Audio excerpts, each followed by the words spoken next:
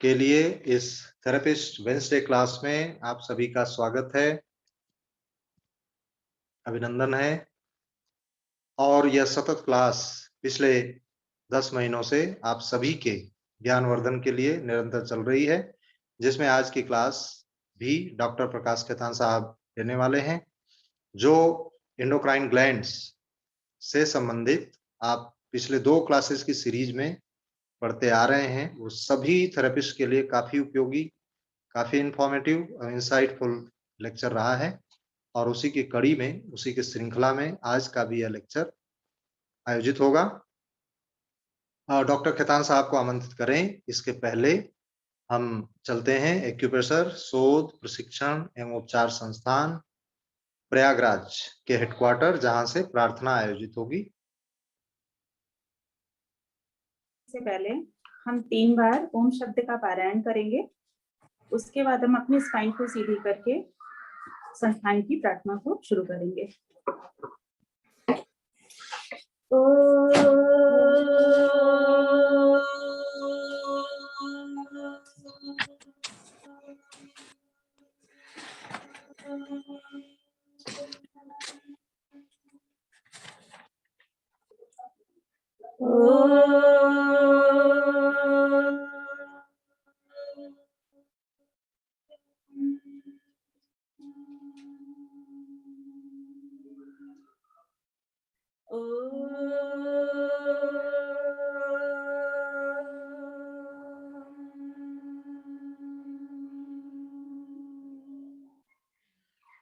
वह शक्ति हमें दो दयालु दे, कर्तव्य मार्ग पर डट जावे।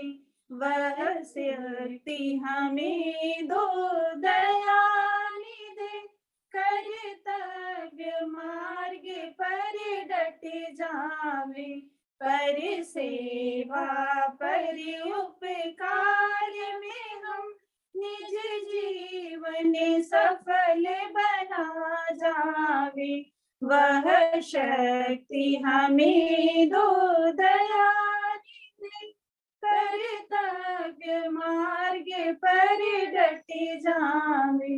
हम दीन दुखी निबलो बिकलो के सेवक बन संताप हरे। जो है बिछुड़े भूले भटके, उनको तारे खुद तरे जावे। वह शक्ति हमें दो दयालु दे, कर्तव्य मार्ग पर डट जावे। छल द्वेष दंभ पाखंड झूठ अन्याय से निस दिन दूर रहे। जीवन हो शुद्ध सरल अपना, सुचि प्रेम सुधार से बरसावे। वह शक्ति हमें दो दयालु दे, कर्तव्य मार्ग पर डट जावे। निज आन मान मर्यादा का प्रभु ध्यान रहे, अभिमान रहे। जिस देव भूमि में जन्म लिया, बलिदान उसी पर हो जावे। वह शक्ति हमें दो दयालु दे, कर्तव्य मार्ग पर डट जावे। पर सेवा पर उपकार में हम निज जीवन सफल बना जावे। वह शक्ति हमें दो दयालु दे। बहुत बहुत धन्यवाद रीता पांडे जी और अंशु अग्रवाल जी प्रार्थना के लिए। अब हम आमंत्रित करते हैं आज के लेक्चर के लिए डॉक्टर साहब को, जो applied anatomy of endocrine glands और उसके सिम्टम्स पर आधारित है। Thank you, Anil ji, for again giving me an opportunity to take a Welcome, sir. lecture on a series of endocrine gland that is very important for all the students of us. Thank you, Professor Vishal. Thank you to Dr. J.P. Agarwal, sir, and all the listeners from the whole country. We are now taking a very important lecture on the topic how our immune system get stronger and stronger and stronger. समय के साथ हमारी प्रतिरोधक क्षमता कैसे मजबूत होती जाती है, कैसे बढ़ती जाती है या कम होती जाती है। थाइमस ग्लैंड, इंडोक्राइन का मतलब लोग पिट्यूटरी, थायराइड, एड्रिनल तक ही जानते हैं। थाइमस की उपेक्षा की गई वैज्ञानिकों द्वारा या हमारे शोध के द्वारा। एक चीज हम बचपन में जानते हैं अच्छी तरह से, लोग बोलते हैं कि बच्चे का कोई भी घाव होता है तो भर जाता है, भर जाता है। आमतौर पे बच्चे को घाव जितने तेज भरता हो उतना यंग्स का नहीं भरता, एडल्ट का नहीं भरता, बुजुर्गों का भी नहीं भरता, लेकिन बच्चों का घाव बहुत भर जाता है, तेजी से भरता है। ये हम बचपन से सुनते आ रहे हैं और इसको प्रत्यक्ष रूप से हमने कहीं ना कहीं महसूस भी किया है। हम ये भी जानते हैं कि बच्चा अब जो माँ के पेट में, गर्भ में पलता है, तो ऐसा नहीं है कि माँ को जब चोट लगती होगी, माँ मोटरसाइकिल से गिरती होगी तो बच्चे को चोट नहीं लगती, बिल्कुल लगती है। बच्चा माँ के गर्भाशय में पलता है, चारों तरफ से फ्लूइड होता है, तो निश्चित रूप से जब माँ गिरती होगी तो बच्चे का भी शारीरिक का मूवमेंट होगा।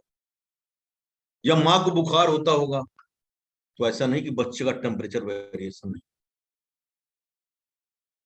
वो सब कुछ जो माँ को होता है बच्चे को कहीं ना कहीं से माँ के गर्भ में होता है। लेकिन बच्चे की प्रतिरोधक क्षमता गर्भ के अंदर इतनी स्ट्रांग होती है, वो प्लेसेंटा जिसे हम स्टेम सेल की भविष्य की उत्पत्ति मानते हैं, जिसमें हम ये मानते हैं कि इसमें कुछ ना कुछ ऐसी सेल्स हैं जिससे हम भविष्य की कोशिकाओं को ग्रोथ करा सकते हैं। तो आजकल प्लेसेंटा का बैंक है। हम पहले उस प्लेसेंटा को उठा के फेंक देते थे जब बच्चा पैदा होता था, अब उसका एक सेपरेट बैंक है। जैसे ही बच्चा पैदा होता है उस प्लेसेंटा को हम प्रिजर्व करके रखते हैं, ताकि बहुत सी ऐसी बीमारियां हैं जिसके पे शोध का कार्य नहीं हुआ, जो ऑटो इम्यून डिसऑर्डर हैं या जेनेटिक डिसऑर्डर हैं, क्या हम समय के साथ प्लेसेंटा के प्रिजर्वेशन के महत्व को समझते हुए उन बीमारियों को ठीक कर सकते हैं। जिस हिसाब से जिस तरह स्टेम सेल का विकास हो रहा है, जिस तरह उस दिशा में कार्य हो रहे हैं, जिस तरह एट्रोफी हो चुकी स्पाइनल कोड को रीजनरेट किया जा रहा है, उस परिप्रेक्ष्य में स्टेम सेल प्लेसेंटा की भूमिका बहुत ज्यादा है। और बच्चे में क्यों घाव जल्दी भर जाता है? क्या बच्चे पे भगवान जी का ज्यादा आशीर्वाद होता है? क्या बच्चे को चीरा छोटा लगता है? क्या बच्चे का खून मोटा होता है? नहीं, बच्चे का घाव इसलिए शीघ्रता से भरता है क्योंकि बच्चे में थाइमस की ग्लैंड होती है। वो थाइमस की ग्लैंड जो बहुत एक्टिव होती है, बचपन में बहुत एक्टिव होती है, और वो टी सेल जो हमारी इम्यून सिस्टम है उसको बहुत मजबूत बना के रखती है। क्या मजाल कोई बैक्टीरिया का इन्फेक्शन, कोरोना का वायरस आप ले लीजिए, क्यों नहीं कोरोना का वायरस 18 साल के कम बच्चों को अफेक्ट कर पाया? क्यों? सारे एडल्ट जनरेशन पे हुआ। अब ये एक किंवदंती या एक हाइपोथेसिस आ रही है कि जो तीसरी लहर आएगी वो बच्चों को अफेक्ट करेगी। एक हाइपोथेसिस आ रही है जो अभी तक सच साबित नहीं हुई, और भगवान न करे सच भी साबित हो। ऐसा क्या है कि बच्चों को कोरोना अफेक्ट नहीं कर पाया? ऐसा क्या है कि जानवरों को बच्चा कोरोना अफेक्ट नहीं कर पाया? ऐसा क्या है पक्षियों को कोरोना अफेक्ट नहीं कर पाया? बिल्कुल ऐसी एक चीज है हमारे शरीर में, उसको बोलते हैं थाइमस ग्लैंड। थाइमस ग्लैंड हमारे इम्यून सिस्टम को इतना मजबूत रखती है अपने टी सेल के प्रोडक्शन को करके। ये कहा जाता है कि अगर थाइमस ग्लैंड बच्चे में नहीं है तो बच्चे का बहुत ज्यादा इन्फेक्शन के लिए प्रोन हो जाएगा बच्चा। उस थाइमस ग्लैंड पे कोई काम नहीं हुआ, जितना काम होना चाहिए था नहीं हुआ। पता नहीं क्यों वो थाइमस ग्लैंड एज के साथ साथ वो एट्रोफी हो जाती है। 16 साल तक वो एट्रोफी होकर छोटी हो जाती है, फिर समाप्त हो जाती है।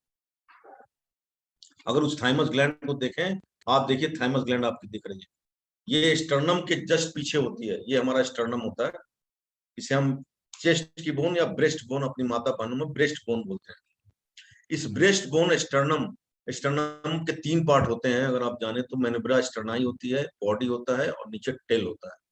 तो जो अपना C4 का लेवल होता है, जो ये T4 का लेवल होता है हमारे, तो ये इसी के जस्ट पीछे होती है हमारी थायराइड, थाइमस ग्लैंड। लेकिन इसका दुर्भाग्य ये है कि ये 16 साल की उम्र तक एट्रोफी हो जाती है, फिर वो समाप्त हो जाती है। अब आप अगर दिलचस्प चीज देखिए, जैसे मैंने आपको पिट्यूटरी जब पढ़ाया था तो आदरणीय जेपी अग्रवाल सर का एक फोन आया था कि सर हमें बड़ा अच्छा लगा कि आपने अगल बगल के स्ट्रक्चर को पढ़ा के फिर उसके सिम्टम हम लोग खुद ही निकाल लिए। तो उसी तरह आप देखिए ये इसके आसपास क्या चीज है। ये देखिए, ये वैगस नर्व है।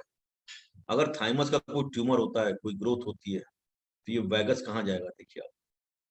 साथ में अगर बड़ी ग्लैंड होती है तो ट्रैकिया पे भी कंप्रेशन होता है। साथ में और जितने एडजेसेंट स्ट्रक्चर होते हैं, यहाँ वस्कुलर स्ट्रक्चर बहुत होते हैं, आप समझ। इसीलिए स्टर्नम की जो हड्डी होती है, ये हमारा जो रिब केज होता है।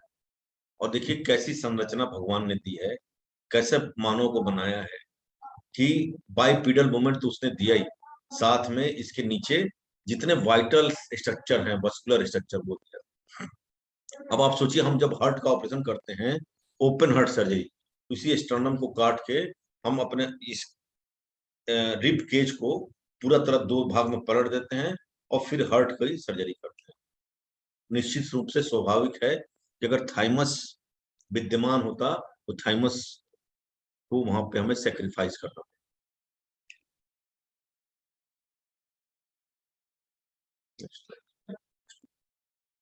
अब देखिए लोकेशन, जैसे मैंने बताया, अपर chest underneath breast bone directly under the sternum. मैंने पोजीशन आपको बताया। It has also 2 lobes, one on the front end one on the trachea. और इसकी दुर्भाग्य यही है कि श्रिंक कर जाता है, ह्यूमन ब्रेन की तरह ये श्रिंक कर जाता है समय के साथ। चलो अब देखिए थाइमस को देखिए, कोरोना की तरह नहीं लग रहा थाइमस आपको? जैसे कोरोना का वायरस, देखिए कोरोना के जो स्पाइक प्रोटीन होते थे। देखिए थाइमस से भी हार्मोन निकलता है, थाइमोसिन, थाइमोपोइटिन। जैसे कि इरिथ्रोपोइटिन होता है, जो इरिथ्रोपोइटिन किडनी से निकलता है, और ये एक माने हीमोग्लोबिन एनीमिया के पेशेंट में ये बहुत ही इंपॉर्टेंट रोल होता है इरिथ्रोपोइटिन का। उसी तरह थाइमोपोइटिन की भी डिस्कवरी की गई। ह्यूमरल फैक्टर्स भी होते हैं जो बी सेल्स को बनाते हैं, और थाइमिक फैक्टर भी होते हैं जो divide T cells and into the different area of the identification. आप समझ रहे हैं टी लिम्फोसाइट्स क्या होते हैं, बी लिम्फोसाइट्स क्या होते हैं, ह्यूमरल इम्यूनिटी क्या होती है, सेल मेडिएटेड इम्यूनिटी क्या होती है। हम किसी भी पैथी से, I am talking about the holistic medicine, I am talking about yoga science, I am talking about acupressure, Ayurveda therapy, homeopath therapy और बाई एलोपैथिक थेरेपी, इन सब के द्वारा हम अपने इम्यून सिस्टम को एक्टिवेट करते हैं। We use to activate T cells और B cells. We are doing whatever, मैंने कोई भी आपका इन्फेक्शन का मरीज आया, आपने मैग्नेट लगाया, वो ठीक हुआ, तो ऐसा नहीं कि मैग्नेट में कोई जादू था उसने वायरस को मार दिया, हमने कोई दवा दी उसने वायरस को मार दिया। अल्टीमेटली जो टारगेट टिश्यू होता है किसी भी होलिस्टिक मेडिसिन के पार्ट से, टारगेट टिश्यू आपका होता है टी सेल या बी लिम्फोसाइट होते हैं, और वो फिर उस टारगेट टिश्यू पे जाके अटैक करते हैं, उसको मारते हैं। तो थाइमोसिन एक हार्मोन होता है जो 16 साल की उम्र तक ही एक्टिव होता है, बाद में ये धीरे धीरे एट्रोफी हो जाती है। इसीलिए बच्चों का इम्यून सिस्टम इतना मजबूत होता है। इम्यून सिस्टम में कोई मेमोरी नहीं होती बच्चों की, हमारे इम्यून सिस्टम में क्या है, हमारा इम्यून सिस्टम कमजोर क्यों होता है, हम कितनी बार इन्फेक्टेड हो जाते हैं, हमारी जो रीड करने की क्षमता है, जो एंटीबॉडी मेमोरी से बनती है, वो मेमोरी से एंटीबॉडी नहीं बन पाती है, इस कारण कोरोना इतना हावी हुआ। Next slide.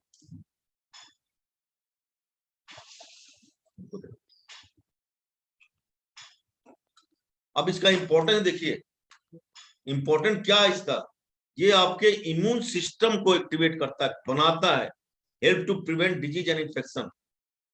और लास्ट लाइन देखिए स्लाइड की, without the thymus human would easily die from the disease, maintain the homeostasis by keeping and foreign invaders, जैसे जितने आक्रांता है, महाराणा प्रताप हल्दी घाटी की लड़ाई हुई, उन्होंने समर्पण नहीं किया मुगल आक्रांताओं के विरुद्ध, तो ये महाराणा प्रताप है हमारे शरीर का। ये शरीर माने जो लड़ाई लड़ता है हमारे बाहरी आक्रांताओं से, वो किसी भी फॉर्म में, इसका इंपॉर्टेंस ये है।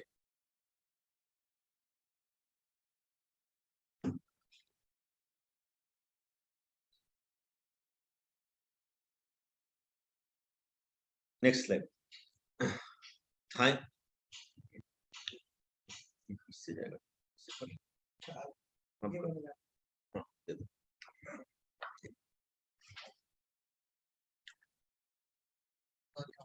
Thymus gland does not have any antagonistic hormone. कोई भी चीज के देखिए आप, पर्यायवाची शब्द आप जानते होंगे, कई हैं, कई चीजों के पर्यायवाची शब्द, जैसे जल है, जल है, वायु हम बोलते हैं ना पर्यायवाची शब्द, अग्नि, क्रोध,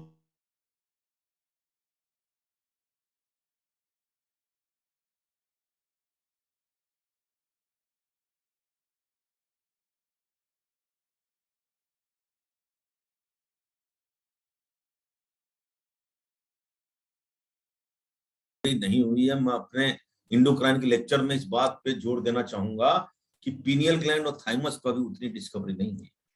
देखिए स्लाइड की पहली पॉइंट देखिए आप, thymus gland does not have anti antagonistic hormone.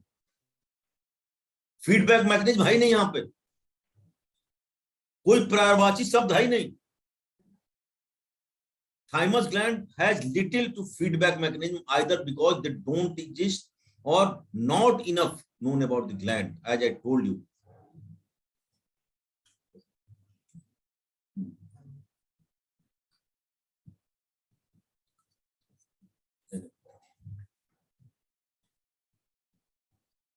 Early growth stops from the entering the thymus into early childhood. Childhood में 16 साल की उम्र तक खत्म हो जाती है ग्लैंड। और देखिए थाइमस ग्लैंड के बारे में देखिए, lower production of T cells malfunction में, high susceptibility of disease and infection. कई बार ना वैज्ञानिकों ने भी ये भी देखा, आजकल इस पे भी शोध हो रहा है कि क्या हम थाइमस को अगर हम स्टर्नम के पीछे ट्रांसप्लांट कर दें तो जो इम्यून सिस्टम से रिलेटेड बीमारियां हैं, जैसे HIV हैं, जिसमें सेल मेडिएटेड इम्यूनिटी खत्म हो जाती है, CD4 काउंट सेल्स कम हो जाती हैं, क्या उनमें कुछ विजय पाई जा सकती है, कुछ नई दवा मिल सकती है उसमें। Increase chances to gain an auto immune disorder, या ऑटो इम्यून तो नहीं बोलेंगे HIV को हम, HIV एक रिट्रोवायरस से होता है, और HIV रिट्रोवायरस वही होता है जो हमारा कोरोना का वायरस होता है। ये भी एक फ्लेवी वायरस का ग्रुप है जो RNA वायरस होता है, and can be treated surgically by removing thymus. Thymus is transplant and chemotherapy. जैसे मैंने बोला कि थाइमस को क्या हम ट्रांसप्लांट करने से हम बीमारी पे काबू पा सकते हैं, but unfortunately there is little bit discovery on thymus. Thymus पे हमें और भी पढ़ने की जरूरत है। Associated condition with the thymus gland, hypoplasia हो या हाइप्लेजिया हो, थाइमिक सिस्ट हो, ट्यूमर हो, ये सब कोई महत्वपूर्ण विषय नहीं है। महत्वपूर्ण विषय यह है कि बच्चों में इतनी इम्यूनिटी क्यों स्ट्रांग होती है, एडल्टहुड में क्यों कम हो जाती है, और थाइमस का इतना महत्व होते हुए भी वो 16 साल में क्यों एट्रोफी हो जाता है उसको। Now we will talk about the disease of adrenal cortex. अब आप इस स्लाइड पे देखिए, स्लाइड पे आप देखिए, एक तो लोकेशन देखिए, इन ग्लैंड की लोकेशन छोटी ग्लैंड होती है एंडोक्राइन, और कितने बढ़िया जगह पे, कितने माइन्यूट जगह पे होती है, जहां पे आप देखिए, जहां इन ग्लैंड की खासियत क्या होती है, इन ग्लैंड की खासियत क्या होती है कि ये वही होती है जहां पे वस्कुलर सप्लाई बहुत ज्यादा होती है। क्यों? क्योंकि ये डक्टलेस ग्लैंड होती हैं, इनको अपना सेक्रेशन डायरेक्टली ब्लड में जाना होता है। तो देखिए किडनी के ऊपर, किडनी अपने आप में एक बहुत ही वस्कुलर स्ट्रक्चर है, किडनी के ऊपर मटर के दाने के समान होती है। ये देखिए जहां पे कितनी सुपीरियर, राइट सुपीरियर सुप्रारेनल आर्टरी होती है, मिडिल सुप्रारेनल होती है, इंफीरियर सुप्रारेनल आर्टरी होती है, यहाँ से वेना कवा जाता है, सब कुछ यहीं जाता है। और यहाँ पे मटर के दाने के बराबर पिट्यूटरी का, भाई आपने साइज देखा होगा कितना छोटा था, उसी तरह एड्रिनल के साइज बहुत छोटा था। देखन में छोटा लगे, घाव करे गंभीर। जी कितनी छोटी ग्लैंड्स हैं ये सब, पिट्यूटरी, एड्रिनल कॉर्टेक्स।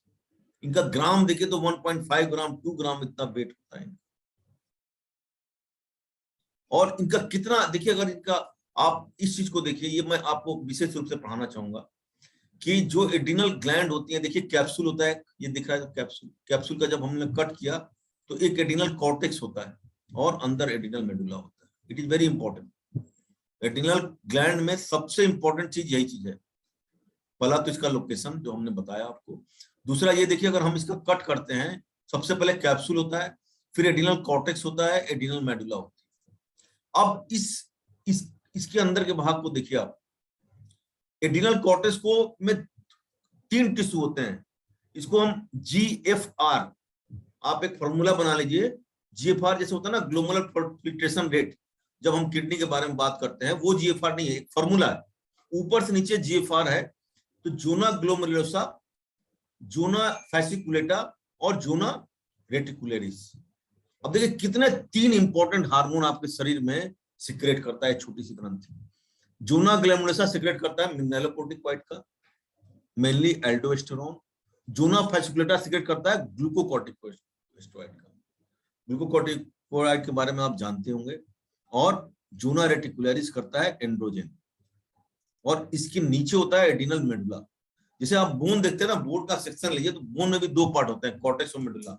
उसी तरह देखिए बोन में भी, बोन एक समझिए हड्डी है ना, हड्डी को आप काटिएगा, उसी तरह आप एड्रिनल ग्लैंड को समझिए कि एड्रिनल ग्लैंड और हड्डी में भी कॉर्टेक्स होता है, मेडुला होता है। कॉर्टेक्स के फिर 3 पार्ट होते हैं, GFR, ग्लोमेरुलोसा, रेटिकुलरिस और फैसिकुलेटा और रेटिकुलरिस। इनसे आपको ये जरूर ध्यान रखना है मिनरलोकोर्टिकॉइड कहां से निकलता है, ग्लूकोकॉर्टिकॉइड कहां से निकलता है, एंड्रोजन कहां से निकलता है। और एड्रिनल मेडुला ऊपर के 3 भाग को मिलकर बने एड्रिनल कॉर्टेक्स, जो कॉर्टेक्स का पोर्शन होगा, और इसी में एड्रिनल मेडुला होता है, जिससे सबसे इंपॉर्टेंट हार्मोन हमारे हम ऑटोनोमिक नर्वस सिस्टम के जो होते हैं, इपिनेफ्रिन और नॉरएपिनेफ्रिन बोलते हैं। ये हमें अगर कोई ये बोले कि आपके शरीर का सबसे इंपॉर्टेंट पिट्यूटरी के बाद कौन सा पार्ट है, तो मैं बोलूंगा यही पार्ट है। ये कितना छोटा सा मटर के दाने के बराबर पार्ट है। इसका जब ट्यूमर हो जाए, कुछ हो जाए, तो समझिए क्या त्राहिमाम मचता है शरीर में। कितने इंपॉर्टेंट हार्मोन जा रहे हैं। जैसे हम लोगों ने पढ़ा था ना कि पिट्यूटरी से 5 एंटीरियर पिट्यूटरी से हार्मोन निकलते थे, 2 पोस्टीरियर पिट्यूटरी से, उसी तरह 3 आपके मिनरलोकोर्टिकॉइड, ग्लूकोकॉर्टिकॉइड और एंड्रोजन निकलना है एड्रिनल कॉर्टेक्स से, एड्रिनल मेडुला से निकलता है इसमें इपिनेफ्रिन और नॉरएपिनेफ्रिन। Just see it. अब primary adrenal insufficiency, Addison disease के बारे में बहुत लोगों ने सुना होगा। प्राइमरी एड्रिनल की इनसफिशियंसी हो जाए, कोई वजह से उसकी नेक्रोसिस हो जाए, है ना, निश्चित रूप से फीडबैक मैकेनिज्म से ACTH का लेवल बढ़ जाएगा, जो पिट्यूटरी से होता है। पिट्यूटरी क्या होता है, ऊपर बैठ के गवर्न करता है। तो प्राइमरी एड्रिनल इनफिशियंसी को, इसमें 2-3 चीजें हैं जिसके द्वारा आप पहचान सकते हैं। जैसे increase skin pigmentation, specially of crease, pressure area and nipples. Skin pigmentation कहां बढ़ता है, जो हमारे हथेली में क्रीज होता है वहां पे, जो प्रेशर पॉइंट होता है वहां पे, और निप्पल्स के पास, यहाँ पे स्किन का पिगमेंटेशन ज्यादा होता है। साथ में आपको मेंस्ट्रुअल डिस्टर्बेंसेज भी हो सकते हैं, एब्डोमिनल पेन हुआ, आर्थेल्जिया हुआ, जनरलाइज्ड वीकनेस हुआ। ये सब क्यों होता है, क्योंकि कॉर्टिसोल और मिनरलोकोर्टिकोस्टेरॉइड ये खत्म हो जाते हैं शरीर में। ये माने आप समझिए कॉर्टिकोस्टेरॉइड कितना, जैसे मैंने बताया था कि एक एथलीट जो 4थे नंबर पर होता है, वो इसे लेके पहले नंबर पे आता है। अगर उसी की इनसफिशियंसी हो जाए तो क्या होगा। हाइपोवॉल्यूमिक हाइपोटेंशन होता है। सबसे इंपॉर्टेंट पार्ट देखिए क्या है इसमें, इसको पहचानते कैसे हैं, हाइपोनेट्रीमिया एंड हाइपोकैलेमिया, हाइपरकैलेमिया, ये सबसे इंपॉर्टेंट है। प्लस हाइपोग्लाइसीमिया भी होता है, किसी का शुगर लेवल कम हो जाए, सोडियम कम हो जाए और पोटेशियम बढ़ जाए। ये तीन चीज आप लोग याद रखिएगा एडिनोकॉर्टिकल इनसफिशिएंसी के बारे में, क्योंकि मिनरलोकॉर्टिकॉइड्स के द्वारा हम सोडियम और पोटेशियम को मैनेज करते हैं शरीर में, ग्लूकोकॉर्टिकॉइड के द्वारा हम ग्लूकोज को मैनेज करते हैं, है ना। तो उसके सिम्टम निश्चित रूप से अगर वो चीज है ही नहीं शरीर में, तो उसके सिम्टम उसी से रिलेटेड होंगे। जैसे मिनरलोकॉर्टिकॉइड नहीं है तो हाइपोनेट्रीमिया होगा, मिनरलोकॉर्टिकॉइड नहीं होगा तो हाइपोनेट्रीमिया होगा और हाइपरकैलेमिया होगा और प्लस हाइपोग्लाइसीमिया भी हो सकता है। एक्यूट एडिनल क्राइसिस में निश्चित रूप से माने सडन डेथ होती है एक्यूट एडिनल क्राइसिस। अगर आप उस समय कॉर्टिकोस्टेरॉइड का इंजेक्शन दे देते हैं या सोडियम का चढ़ा देते हैं तो ये लाइफ सेविंग चीज मानी जाती है। Primary adrenal insufficiency Addison disease is caused by dysfunction or absence of adrenal cortices. It is distinct from secondary adrenal insufficiency caused by deficient secretion of ACTH. Primary और सेकेंडरी में यही अंतर होता है हर जगह, चाहे जो भी हो। अब देखिए एडिनल एडिशन डिजीज के बारे में एक डायग्रामेटिक रिप्रेजेंटेशन दे रहे हैं हम आपको। जैसा जो चीज हम लोगों ने बताया अभी, इस शरीर में लो सीरम सोडियम लेवल है, हाई सीरम पोटेशियम लेवल है, क्योंकि मिनरलोकॉर्टिकॉइड जो जोना जीएफआर जोना ग्लोमेरुलस से निकला वो नहीं मिल पा रहा है, डिहाइड्रेशन हो रहा है आपका, पोस्चरल हाइपोटेंशन हो रहा है, वेट लॉस हो रहा है आपको, रेनिन का लेवल बढ़ जा रहा है आपका, सेक्सुअल हार्मोन कम हो रहे हैं आपके, loss of body and pubic hairs हो रहे हैं, लॉस ऑफ लिबिडो एमेनोरिया हो रही है, मसल की वेस्टिंग हो रही है आपको, और ग्लूकोकॉर्टिकॉइड की कमी से आपके अंदर हाइपोग्लाइसीमिया हो रहा है और पिगमेंटेशन आपका बढ़ता जा रहा है। देखिए सिम्टम जैसे जैसे आप सिम्टम भी आप समझ सकते हैं, सिम्टम क्यों हो रहे हैं सब, वेट लॉस हो रहा है निश्चित रूप से, हाइपर पिगमेंटेशन हो रहा है, हाइपोटेंशन हो रहा है, thinning of axillary and pubic hair हो रहा है, और विटलिगो होता है। विटलिगो भी आपको देखना है, विटलिगो भी होता है इसमें। पोस्चरल डिजीनेस, सिंकोपल अटैक होते हैं, माइल्जिया होता है। व्हाट इज एड्रिनल क्राइसिस, मैंने बोला ना कि it is a medical emergency characterised by severe cardiovascular compromise, shock, coma, and possibly death. It is due to severe fluid and electrolyte imbalance related to decreased production of adrenocortical hormone as a result of impaired function of the adrenal gland, inadequate stimulation of the adrenal gland by the anterior pituitary. अब आप सोचिए, मैंने बोला ना कि कितना मटर के दाने के बराबर का एक ग्लैंड है और जिसको पिट्यूटरी ऊपर से बैठ के मैनेज कर रहा है ना। तो अगर ग्लैंड में इटसेल्फ कोई दिक्कत है तो प्राइमरी कॉज हुआ, ग्लैंड में इटसेल्फ नहीं है, ऊपर से पिट्यूटरी के थ्रू हो रहा है तो उसको सेकेंडरी कॉज हम बोलते हैं। Sign and symptom of adrenal crisis, उसी चीज को एक बार फिर से आप देखें। साइन एंड सिम्टम को अगर हम डायग्रामेटिक रिप्रेजेंटेशन करें, आपके याद करने के लिए ये स्लाइड हम लोगों ने बनाई है। ये देखिए क्या दिक्कत है, आप एक बार इसको देखिए। हम लोगों ने फिर से आपको एक बार रिवीजन करने के लिए स्लाइड दिया आपको कि ये एड्रिनल, ये आपका हाइपोथैलेमस है, ये पिट्यूटरी है, ये हाइपोथैलेमिक पिट्यूटरी एक्सिस है। यहाँ से हार्मोन आप जानते हैं एंटीरियर पिट्यूटरी से 5 हार्मोन निकलते हैं, उसमें एक हार्मोन एसीटीएच होता है। ये जाके जो मैंने जीएफआर बताया एड्रिनल कॉर्टेक्स में, उन पे काम करता है और ये ग्लूकोकॉर्टिकॉइड, मिनरलोकॉर्टिकॉइड और एंड्रोजन का सिक्रेशन कराता है, और इन्हीं के डिस्टर्बेंस से ये सारी चीजें होती है।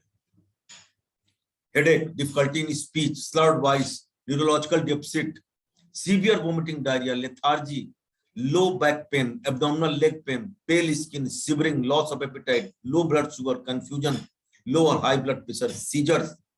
It is very difficult to diagnose in an emergency cases कि whether it is adrenal crisis. We should manage it with the symptomatic treatment. उसके बाद हम इसको डायग्नोसिस करते हैं सीटी स्कैन के द्वारा या किसी और मेथड के द्वारा, जिसको मैं बताऊंगा आपको। Symptom and sign. Just see the slide.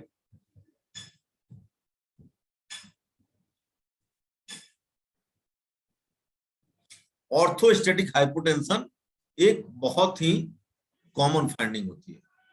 और hyper pigmentation of skin and gums, ये आप ध्यान रखिए। दो चीज, सब चीज हम नहीं याद रख सकते। एक तो बहुत लोग होता है ना कि बैठा के भी बीपी लेते हैं, लिटा के लेते हैं, खड़े करके बीपी लेते हैं। कभी कभी मरीज बोलता है सर बैठे रहते हैं ठीक रहते हैं, जैसे खड़े होते हैं चक्कर आए गिर जाते हैं। प्लस आपको उसको हाइपर पिगमेंटेशन देखना है स्किन का और गम्स का। स्किन का हाइपर पिगमेंटेशन डिफिकल्ट है आपको डायग्नोस करना, लेकिन गम्स का you can easily detect it.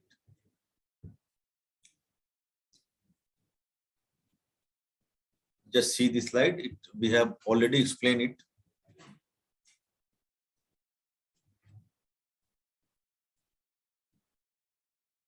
Psychiatric symptoms भी होते हैं इसमें। सेरिब्रल एडिमा भी होता है। क्यों होता है सेरिब्रल एडिमा? सोडियम की कम, इलेक्ट्रोलाइट इंबैलेंस की वजह से सोडियम आपको ये सेरिब्रल एडिमा हो सकता है। हाइपोग्लाइसीमिया की वजह से सोडियम सेरिब्रल एडिमा हो सकता है।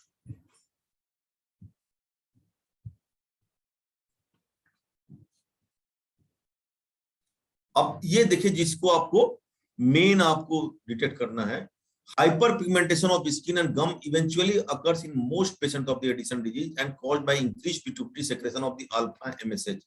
एमएसएच के बारे में अभी तक दुनिया नहीं जानती थी, लेकिन अब मेलानोसाइटिक स्टिमुलेटिंग हार्मोन्स के ऊपर बहुत काम हो रहे हैं। बायोलॉजिकल क्लॉक में इसका रोल है। Skin hyperpigmentation varies among the affected patient from none to the increased freckling to the diffuse darkening that resembles a suntan और अ ब्रॉन्ज अपीयरेंस, ब्रॉन्ज जैसा दिखता है। और सन एक्सपोज्ड एरिया डार्कन हो जाती है मोस्ट। वो सन एक्सपोज्ड एरिया तो वैसे ही डार्कन हो जाती है। It is very difficult to diagnose, but non exposed area darken as well. ये देखिए आप, जैसे आप हाफ टी शर्ट पहनिएगा तो हाथ का जो अगला पोर्शन होता है वो डार्कन हो जाता है, लेकिन इसमें नॉन एक्सपोज्ड एरिया भी डार्कन हो जाता है, क्योंकि इसमें मेलानोसिट हार्मोन की वजह से ये सारी चीजें हो रही। Hyperpigmentation is often easily prominent over knuckles, ये नकल्स पे, elbow, knees, posterior part of the neck, palmar crease, gingival mucosa and vermilion border of the lips. अगर दो चार एडिशन डिजीज के आप भले नेट के माध्यम से पेशेंट देख लेंगे तो निश्चित रूप से आपको उसकी पिक्चर सामने आ जाएगी और सिम्टम को कोरिलेट करके you can easily diagnose it. Nail bed, nail bed पहले के जमाने में लोग क्लबिंग देखते थे नेल में। नेल ब्रिटल नेल तो नहीं है, नेल से बहुत सी बीमारियां डिटेक्ट कर देते, बट ये टेंडेंसी अब हमारी खत्म हो गई है। नेल बेड में develop longitudinal pigmented bands, nipples and areola tend to darken, the skin also darken in pressure areas such as belt, belt पे वैसे भी स्किन डार्क हो जाती है। Skin fold and new scars में बिकम पिगमेंटेड, ये आपको जानने की जरूरत है। जो न्यू स्कार्स होते हैं वो पिगमेंटेड ज्यादा हो जाते हैं। Patches of autoimmune vitiligo can be found over 10% of the patient. Scant axillary, ये तो मैं बता ही चुका आपको। In pregnancy undiagnosed infancy is rare since the condition tend to cause anovulation and reduce fertility. The first ever symptoms such as fatigue, nausea, vomiting, abdominal pain, orthostats are typically attributed to the pregnancy, thus delaying the diagnosis. What the increased pregnancy may mistaken as chlamydia. हाँ, इससे आपको differentiate करना है मिलाजमा से। उसमें आपके गम की जो हाइपरट्रॉफी होती है, हाइपर पिगमेंटेशन होता है, उसको आपको डिफरेंशिएट करना है।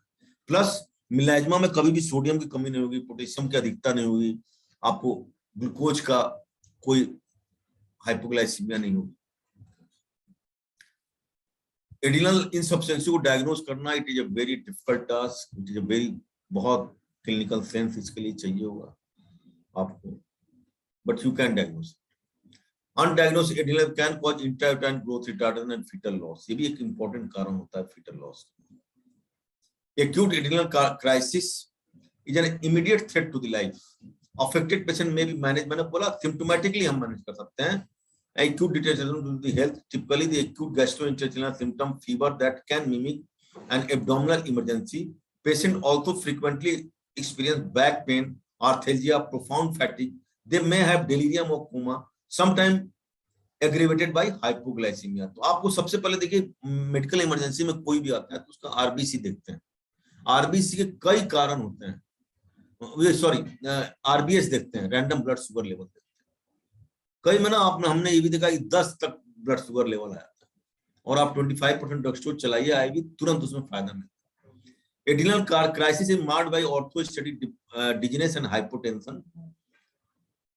Reversible cardiomyopathy, heart failure can occur, can cause hypotension and can progress to the life-threatening shock that does not respond to the intravenous fluid or vasopressor. Cushing syndrome. अब adrenal के बारे में हमने बताया आपको, कुशिंग सिंड्रोम के बारे में सब लोग जानते होंगे, सब नाम सुने होंगे, है ना, लेकिन इसको डायग्नोज करना भी it is very important. Hyper, अब सुनिए, जब कॉर्टिकोस्टेरॉइड कम हो रहा है, आपने कितने पेशेंट देखे होंगे, ये तो डे टू डे ओपीडी में हमें कुशिंग सिंड्रोम के मरीज मिलते हैं, in day to day OPD. क्यों? क्योंकि हमारे देश में प्रथा है कॉर्टिकोस्टेरॉइड की गोली को चूरन में मिला के डाल के देने, या बहुत सी बीमारियां ऐसी होती हैं जिनमें हमें डेलिबरेटली कॉर्टिकोस्टेरॉइड देना ही पड़ता है। आप कुछ समय के लिए दीजिए, आप पल्स पीरियड के लिए दीजिए, लेकिन कुछ लोग देखिए एक हैबिट बनी हुई है, 2-2, 3-3 साल के लिए कॉर्टिकोस्टेरॉइड देते हैं, जिसके कारण आप देखिए एक टिपिकल, मैं आपको चेहरा दिखाऊंगा, मून लाइक फेसिज होती है, चेहरा ना चंद्रमा की तरह गोल होता है एकदम, यहाँ पीछे हम्प मिलता है, एकदम आप दूर से देख के आप पेशेंट को पहचान जाएंगे कि इसमें हाइपर कॉर्टिकोस्टेरॉइड, माने कॉर्टिकोस्टेरॉइड कहीं ना कहीं से बहुत लॉन्ग टर्म तक ले रही है। तो एडिशन डिजीज क्या थी? जिसमें एड्रिनल की इनसफिशिएंसी थी। जैसे मिक्सोडीमा क्या था? जिसमें थायरोक्सिन की कमी थी। हाँ, थायरोटॉक्सिकोसिस क्या था?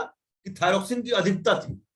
उसी तरह थायरोटॉक्सिक, जैसे हमने बताया आपको कि खली क्या है, खली पिट्यूटरी हार्मोन की अधिकता की वजह से खली पैदा हुई।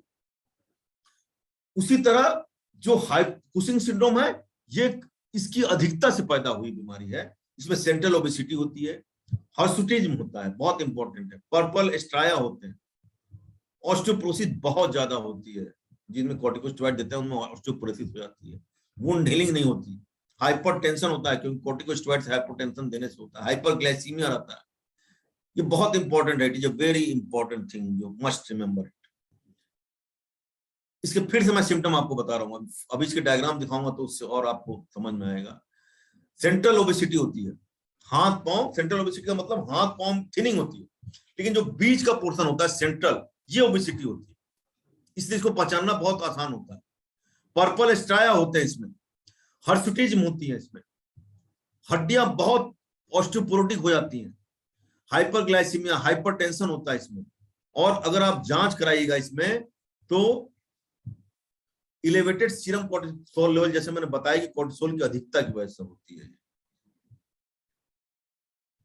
अब देखिए कुशिंग सिंड्रोम, देखिए ऐसे पेशेंट आपने, अगर आप 50 पेशेंट आपकी ओपीडी में आते हैं तो 10-15 पेशेंट मिल ही जाते हैं, लेकिन ऐसे तो पेशेंट बहुत ज्यादा होते हैं। इसका मतलब सब तो आप ये मत सोचिएगा कि ये सब कॉर्टिकोस्टेरॉइड ज्यादा ही ले रहे हैं, ऐसे ओबीज में भी होते हैं, लेकिन ओबीज में जो हाथ पांव होते हैं ना, ये भी मोटे होते हैं, जबकि इसमें सिर्फ ये सेंट्रल ओबेसिटी होती है। अब देखिए upper body obesity with thin arm and leg, इसमें पिक्चर डिफरेंट है, लेकिन थिन आर्म और लेग होता है, बुफेलो हम्प होता है, देखिए बुफेलो हम्प हुआ। उसके बाद रेड एंड राउंड फेसेज होता है, मून लाइक फेसेज बोलते हैं हम लोग, चमकता हुआ चांद की तरह चेहरा है, कितना सुंदर चांद की तरह, लेकिन उतना सुंदर होता नहीं है चेहरा, एकदम दूर से दिख जाता है। ये सब तो आप देख लीजिए, बाल भी कम हो जाते हैं, फीमेल में बाल्डिंग भी होती है, इसमें मेंस्ट्रुअल इरेगुलरिटी होती है। जो आपको डायग्नोज करना है, ये देखिए डायग्नोज कैसे करते हैं सेंट्रल ओबेसिटी, हेयर कम हो जाते हैं यहाँ पे, है ना। देखिए ये मून लाइक फेसेज है, आपने इस फेस के कितने लोग देखे, this is the moon like faces, this is the buffalo hump, important sign जो आपको डायग्नोज करना है। थिन स्किन होती है, इजीली ब्रूइंग होती है थिन स्किन, आप देखेंगे ना बहुत लोग के। अभी मैंने एक पेशेंट देखा था, लेडीज थी, अब उस समय मुझे भी ध्यान नहीं आया, अब ध्यान आया उसके ना, मैंने देखा कि भाई लो बैक करके मेरे पास आई थी 2 दिन पहले, तो मैंने देखा कई जगह ब्रूजिंग हो रखी थी, मैं सोचा कोई इसको बीमारी है, देखिए वो कॉर्टिकोस्टेरॉइड बेचारी बहुत देर तक खा के आई होगी। इनमें पैथोलॉजिकल फ्रैक्चर के चांसेस बहुत होते हैं। अल्सर इसलिए होते हैं कि वुंड की हीलिंग नहीं होती। You have to also discard the overuse of the glucocorticosteroid. You must give it for short period, different, but not for the longer period. Symptom जैसे मैंने बताया, यही सारे सिम्टम होते हैं. Will not go in detail of this slide. You just remember this thing. This is just moon passage phyllogram. Primary aldosteronism. Hypertension में भी severe और ड्रग रेजिस्टेंट. दवा देने के बाद भी ब्लड प्रेशर की आप दवा दिए जा रहे हैं लेकिन hypertension, then you must think about this disease. Hypokalaemia में cause polyuria, polydipsia, muscle weakness, low plasma renin level. Primary aldosteronism is the most common cause of the refractive hypertension. Just mind it. मैं इसमें बस आपको एक ही चीज याद कराऊंगा कि रिफ्रैक्टिव हाइपरटेंशन है यंग में.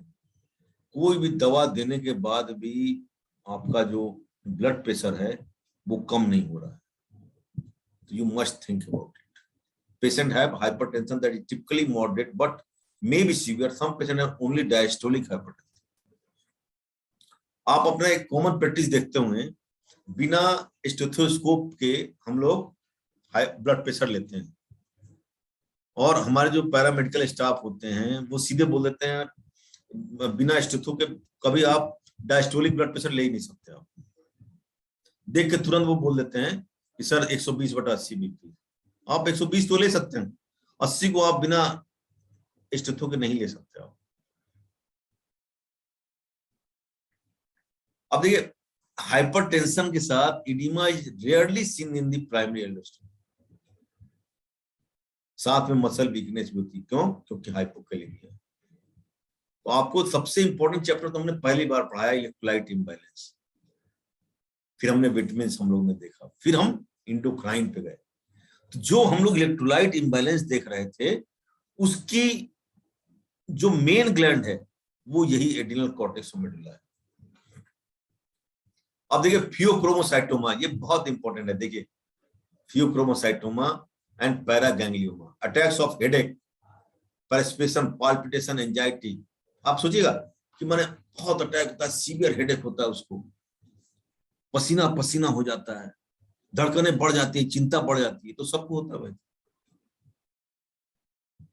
फियोक्रोमोसाइटोमा आप पढ़िए, बहुत मजा आएगा. अभी आगे अगली स्लाइड में देखिएगा. Attacks of headache, severe headache. Headache होता है तो पसीना भी होता है, धड़कन भी तेज हो जाती है, चिंता भी बहुत बढ़ जाती है. इसका मतलब सबको फियोक्रोमोसाइटोमा थोड़ा हो. Then we have to differentiate it and definitely we have to diagnose it also. Hypertension हमेशा नहीं होता, स्पेशली ड्यूरिंग सर्जरी या डिलीवरी में भी ऑर्थोस्टेटिक. कई बार की ना हम लोग सर्जरी करते हैं तो इतना ज्यादा हाइपरटेंशन शूट कर जाता है, तब हम लोग इतने डीप में इन्वेस्टिगेशन ही नहीं कराते. वो कराते हैं तो मरीज को लगता है कि भाई बेवजह के जांच करा रहे हैं. तो about 50% discovered as an incidental mass होने में. Both phaeochromocytoma and non head neck paraganglioma is rare tumour of the sympathetic nervous system. Pheochromocytoma arise from the adrenal medulla, usually secrete both epinephrine and norepinephrine. Paraganglioma, extra-adrenal pheochromocytoma, arise from sympathetic paraganglion and may metastasize. आप देख रहे हैं sympathetic parasympathetic system, आप समझिए कितना अपने आप में परेशान करने वाला होता है. और उसका जो रेगुलेटरी हार्मोन है अगर वही अधिक मात्रा में हो जाए तब क्या होगा. Clinical manifestation of the pheochromocytoma and paraganglioma depend on the manner in which tumor is discovered. Pheochromocytoma may be relatively asymptomatic when they are diagnosed previously by the screening members of the candidates harboring germline mutation that predispose to the tumor. Similarly, patient with discovered on the CT incidental, माने ये ना maximum time में accidental ही होता है.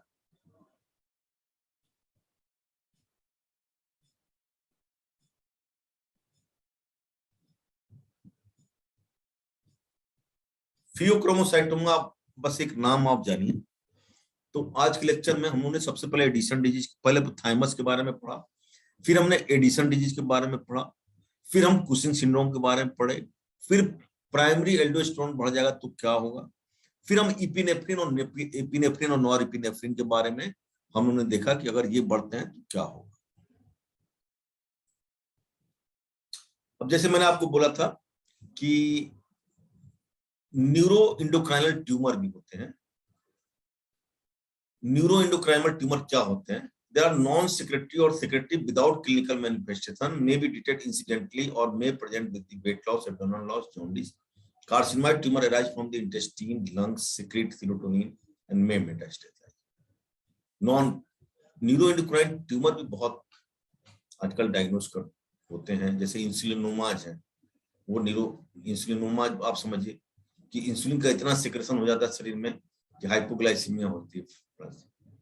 Non functioning tumour होता है, typically present with the mass effect and metastasis such as pancreatitis, jaundice, abdominal pain, weight loss.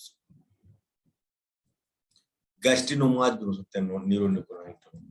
ग्लूकोनोमाज भी होते हैं, जैसे हम जानते हैं कि पैंक्रियाज में अल्फा बीटा सेल्स होती हैं, cells of isolate of Langerhans cells होती हैं, तो उसी में इंसुलिनोमाज भी हो गए। ग्लूकेगॉन हार्मोन होता है, तो उन्हीं से वो ट्यूमर हो गया, ग्लूकेगोनामाज भी होगा। Usually present by the weight loss caused by glucagon stimulating.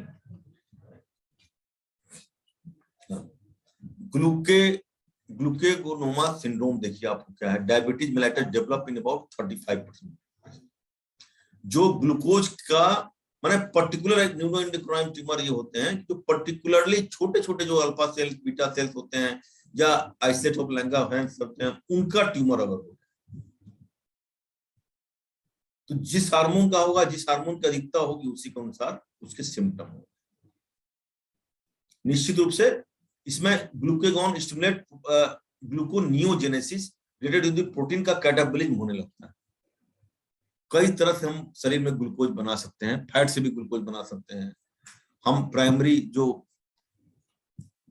वो होते हैं जैसे ग्लूकोज के जो फ्रक्टोज होते हैं, ग्लूकोज होता है, लैक्टोज होता है, जो मोनोसेक्राइड्स होते हैं, सॉरी, जो मोनोसेक्राइड से भी हम ग्लूकोज बनते हैं, आमतौर पे मोनोसेक्राइड से बनते हैं। हम प्रोटीन के डिग्रेडेशन से भी बन सकता है, फैट के डिग्रेडेशन से भी हम। तो आप देखिए कि diabetes mellitus develop in about 35% patients. Somatostatinomas आप जानते होंगे पैंक्रियाज के और भी हार्मोन्स होते हैं। Can present classical triad of the diabetes mellitus due to inhibition of insulin and glucagon secretion, cholelithasis due to inhibition of globulin motility, and steatoria due to inhibition of the pancreatic exocrine function. ये neuroendocrine tumour है। VIPomas present with the profuse watery diarrhoea, hypokalaemia, achlorhydria, so called Verner Morrison syndrome. समझिए जिन वैज्ञानिकों ने discover किया होगा उनका clinical sense कितना इंपॉर्टेंट होगा, कितना बढ़िया क्लिनिकल सेंस होगा। Carcinoid tumour can produce carcinoid syndrome, episodes of abdominal pain, diarrhoea, bronchospasm, weight loss, dry skin, flushing typically affect the upper chest, neck, face and last from 30 second. Flushing इसमें important चीज होती है जो भी neuroendocrine tumours होते हैं। Flushing can be unprovoked or precipitated by exercise, anesthesia, emotional stimuli, foods के द्वारा भी फ्लशिंग हो जाते हैं कभी कभी। However, the full blown carcinoid syndrome are within 10% of the tumor. Bronchial carcinoid भी होते हैं। We are talking about neuroendocrine tumor के बारे में। ये भी सेरोटोनिन का सिक्रेट करते हैं, कार्सिनोइड सिंड्रोम। आपको मुझे लगता है इतने डिटेल में आपको नहीं जानना है। न्यूरोएंडोक्राइन ट्यूमर का आप नाम जानिए कि छोटी छोटी ग्लैंड्स होती हैं जो हम बोलते हैं, जैसे पैंक्रियाज, आपने जिन्होंने भी पढ़ा होगा, पैंक्रियाज एक ऐसी ग्लैंड होती है जो मिक्स टाइप की ग्लैंड होती है। ये एक्सोक्राइन और इंडोक्राइन दोनों ग्लैंड। एक्सोक्राइन में पैंक्रियाटिक जूस निकलता है, इंडोक्राइन में इसके पास कुछ बीटा सेल्स होती हैं, कुछ ग्लूकेगॉन सेल्स होती हैं, कुछ माने जो आपको आइसोलेट ऑफ लैंगरहैंस होती हैं। तो जो टेल में सेल्स होती हैं पैंक्रियाज के, उसमें आइसोलेट ऑफ लैंगरहैंस सेल्स होती हैं। उनका अगर एक पर्टिकुलर ट्यूमर हो गया न्यूरो इंडोक्राइन ट्यूमर, तो उससे इंसुलिन की मात्रा इतनी ज्यादा हो जाती है कि हाइपोग्लाइसीमिया हो जाता है। ग्लूकागॉन का अगर लेवल ज्यादा हो गया तो निश्चित रूप से हमारे शरीर में ग्लूकोज की मात्रा ज्यादा हो जाती है। अब एक मल्टीपल इंडोक्राइन न्यूप्लेजिया, ये सब ना हमारे पीजी के एमसीएच के बहुत क्वेश्चन होते थे। जब आप एमबीबीएस करके पीजी का एग्जाम देते थे तो pheochromocytoma, Addison disease, Cushing syndrome, ये जो आप मल्टीपल इंडोक्राइन न्यूप्लेजिया, इस पे हमारे करीब 200 क्वेश्चन में थे। आप मान के चलिए 30 से 35 क्वेश्चन होते थे। Main one, tumour of the parathyroid, main one में 3 चीज देखिए। अब मेन 1, 2, 3, 4 है ना, मल्टीपल इंडोक्राइन न्यूप्लेजिया। भाई आपने इंडोक्राइन में हमने पढ़ा ऊपर से नीचे तक, भाई पिट्यूटरी हुआ, थायराइड हुआ, थाइमस हुआ, एड्रिनल कॉर्टेक्स हुआ, मेडुला हुआ, टेस्टिस हुई, ओवरी हुई, और भी कई सेल्स में। तो ये मल्टीपल इंडोक्राइन न्यूप्लेजिया, उसी से मेन शब्द आया। मेन वन में tumour of parathyroid, endocrine pancreas, pancreas का इसलिए मैंने आपको बोला कि इंडोक्राइन पैंक्रियाज। ड्यूडनम भी बोला था मैंने कि ये ग्लैंड होती है, ड्यूडनम से भी होता है। Adrenal pituitary, adrenal thyroid, carcinoid tumours, ये मेन वन में। मेन 2A को बांटा गया, इसमें मेडुलरी थायराइड कार्सिनोमा थी, हाइपर पैराथायराइडिज्म था, फियोक्रोमोसाइटोमा थी। मेन 3 फॉर्मली मेन 2B, पहले 2B और 2A करके था। Medullary thyroid carcinoma, Marfan like habit, mucosal neuromas, interstitial ganglioneuromas होते हैं। और मेन 4 में आपको पैराथायराइड और पिट्यूटरी के साथ साथ एड्रिनल और टेस्टिकल का भी इन्वॉल्वमेंट हो है। तो ये है आपको मल्टीपल इंडोक्राइन न्यूप्लेजिया। अब आइए disease of testes and male breast. ये देखिए हमारे टेस्टिज का हमने क्रॉस सेक्शन लिया। लीडिंग सेल्स होती हैं हमारी टेस्टिज में, सर्टोली सेल्स होती हैं, है ना, फिर ये हार्मोन को सिक्रीट करती हैं हमारे। मेल डिमिनिश लिबिडो, जैसे आप जानते हैं, लॉस ऑफ इरेक्शन अगर टेस्टोस्टेरोन नहीं है, फैटिग होता है, डिप्रेशन होता है, रिड्यूस्ड एक्सरसाइज एंड्योरेंस होता है, increase growth of the body hair होता है, टेस्टिज स्मॉल और नॉर्मल साइज होता है, low serum level of testosterone होता है, serum LH and FSH are low और normal in hypogonadotropic hypogonad, they are high in the testicular failure. अब ये देखिए गायनेकोमेस्टिया, मतलब मेल का आपने ब्रेस्ट देखा होगा। ये देखिए गायनेकोमेस्टिया, ये क्यों होता है? कई बार की इसमें कार्सिनोमा भी होता है, आपको ये भी ध्यान रखना है। Palpable enlargement of male breast, often asymmetric और यूनिलैटरल। इसकी सबसे बड़ी खासियत होती है कि एसिमेट्रिकल होता है, माने ज्यादातर केस में एक ही ब्रेस्ट का इन्वॉल्वमेंट होता है। Fatty gynaecomastia typically non tender होते हैं, may be distinguish from carcinoma और mastitis. hirsutism and virilization, acne, menstrual disorder, virilization, muscularly androgenic alopecia, deepening of voice, जो क्लाइटोरिस होता है वो बढ़ जाती है ना। ये देखिए इसका डायग्रामेटिक रिप्रेजेंटेशन हमने बनाया है, डीपनिंग ऑफ वॉइस होती है।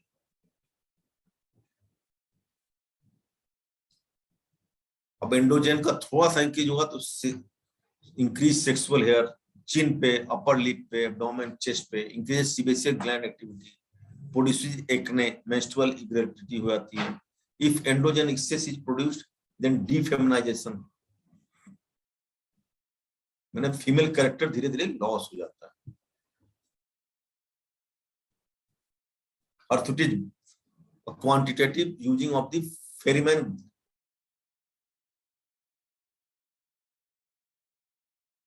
इन 9 एरिया ऑफ द बॉडी। आपको बॉडी के 9 एरिया में आपको इसको डायग्नोस करना होता है और उसके आधार पे आप डायग्नोस करते हैं कि इसका लेवल क्या है। एमेनोरिया एंड मेनोपॉज, अब ये तो हम आप बात कर रहे थे गायनेकोमेस्टिया के बारे में। अब एमेनोरिया और मेनोपॉज में क्या होता है वो देखिए। ये आप ग्राफियन फॉलिक्यूल जैसे कॉर्पस ल्यूटियम बनता है ना मेंस्ट्रुअल साइकिल के बाद, ओव्यूलेशन के बाद क्या बनता है, 14वें दिन क्या होता है, ये टिपिकल फीचर है जिसमें यूट्राइन आर्टरी, यूट्राइन वेन्स आती हैं, है ना, फिर उसके डिविजन्स होते हैं, फिर सेकेंडरी ग्राफियन फॉलिकल बनता है ओविसेट से, कॉर्पस एल्बिकेंस बनता है जो बाद में ट्रॉफी हो जाती है, कॉर्पस ल्यूटियम बनता है इसमें, amenorrhea, no menstruation. Just see this slide.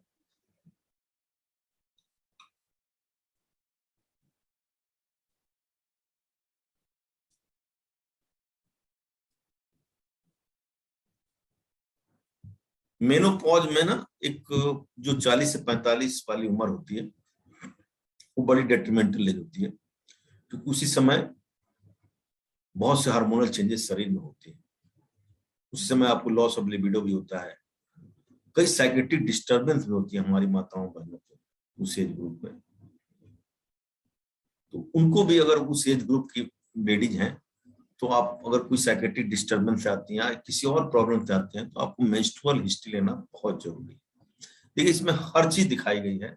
ऊपर टॉप से देखिए हेडेक होता है, ब्लीडिंग गम्स हो सकते हैं, ब्रेस्ट की इनलार्जमेंट का पेन हो सकता है, ब्लैडर में अर्जेंसी इनकॉन्टिनेंस हो सकते हैं, बोन फ्रेजाइल हो जाती है,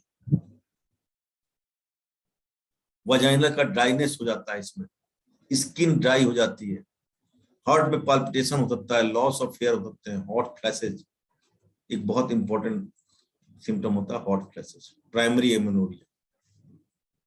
अब ये मेनार्क की जो टिपिकल एज है हमारे कंट्री में वो 16 से 18 है। यूनाइटेड स्टेट्स को हम लोग नहीं लेते। 16 से 18 या कहिए 14 से 16 है। अगर failure of any menses to appear is termed as primary amenorrhea. आप क्या विश्वास करिएगा, कभी कभी हम पेशेंट देखते हैं उसमें कोई फीमेल जेनाइटल ऑर्गन ही नहीं होता। जब 18 साल तक उसको मेनार्क नहीं होता तो उसकी माँ बोलती करे बच्ची को कुछ हुआ ही नहीं। तब जब अल्ट्रासाउंड कराया जाता है तो उसमें यूट्रस ओवरी गायब होता है, वजाइना होता है, तो आदमी शक नहीं करता। आजकल nowadays we are transplanting uterus also. आपने अभी सुना होगा कि हम पिग के हार्ट का एलोजेनिक ट्रांसफॉर्मेशन बोलते हैं। आजकल जीनोग्राफ्ट भी हम ले रहे हैं। अभी एक अमेरिका में ना सक्सेसफुल ग्राफ्ट किया गया जिसमें हमने पिग के किडनी को ह्यूमन में डाला। तो जीनोग्राफ्ट होते हैं ना, वो दूसरी स्पीसीज से आप लेके जब दूसरे में डालते हैं, तो वो आजकल successful. Symptom and sign, headache हो सकता है, विजुअल फील्ड एब्नॉर्मलिटी हो सकती है, साइन ऑफ प्रेगनेंसी में भी प्रेजेंट, प्राइमरी एमेनोरिया। सेकेंडरी, ये स्लाइड नहीं देखना आपको, ये दूसरा ये slide, it is slide related to the pituitary. Secondary amenorrhea, secondary amenorrhea is defined as absence of menses for 3 consecutive months of the women who have passed menarche। इसका सबसे important कारण होती है प्रेगनेंसी। इसके अलावा कई कारण होते हैं। अभी कई बीमारियां हैं, टर्नर सिंड्रोम होते हैं जिसमें नॉर्मल ग्रोथ लेवल होता है तब भी शॉर्ट स्टेचर होता है। इसको भी आप देख के पहचान जाएंगे टर्नर सिंड्रोम का। ये X0 हार्मोन के कारण होता है। ये टर्नर सिंड्रोम का बच्चा है, देखिए 45+ X0, वाई क्रोमोसोम यहाँ पर नहीं। देखिए टिपिकल कैरेक्टरिस्टिक देखिए Turner syndrome, short and metacarpal, ये देखिए ये मेटाकार्पल शॉर्ट हो जाता है। वाइडेन स्पेस निप्पल्स, निप्पल का स्पेस यहाँ होना चाहिए दोनों का, तो देखिए कितना widened space nipple. You can diagnose it very माने इजीली। टर्नर सिंड्रोम को हम डायग्नोस कर सकते हैं। ब्राउन स्पॉट्स होते हैं शरीर में, ओवरी रूडिमेंट्री होती है। और टर्नर सिंड्रोम में इंटेलिजेंस एकदम नॉर्मल होता है। जैसे आपने डाउन सिंड्रोम के बारे में पढ़ा होगा, है ना, उसी साथ हम टर्नर सिंड्रोम में पढ़ते हैं। डाउन सिंड्रोम में क्या होता है, ट्राइसोमी 21 होती है। इसमें क्या होता है, एक क्रोमोसोम में वाई क्रोमोसोम 0 होता है। I think now we have end the lecture on endocrine gland. Thank you Anil जी।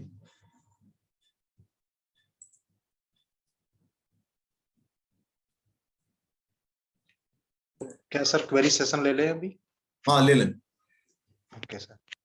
तो आज डॉक्टर प्रकाश खन्ना साहब ने जो एंडोक्राइन ग्लैंड्स के विषय में बहुत इंपॉर्टेंट इंफॉर्मेशंस आपको मिली, तो उससे रिलेटेड, सब्जेक्ट मैटर से रिलेटेड जो क्वेरी हो तो उसके लिए आप हैंड रेज करें।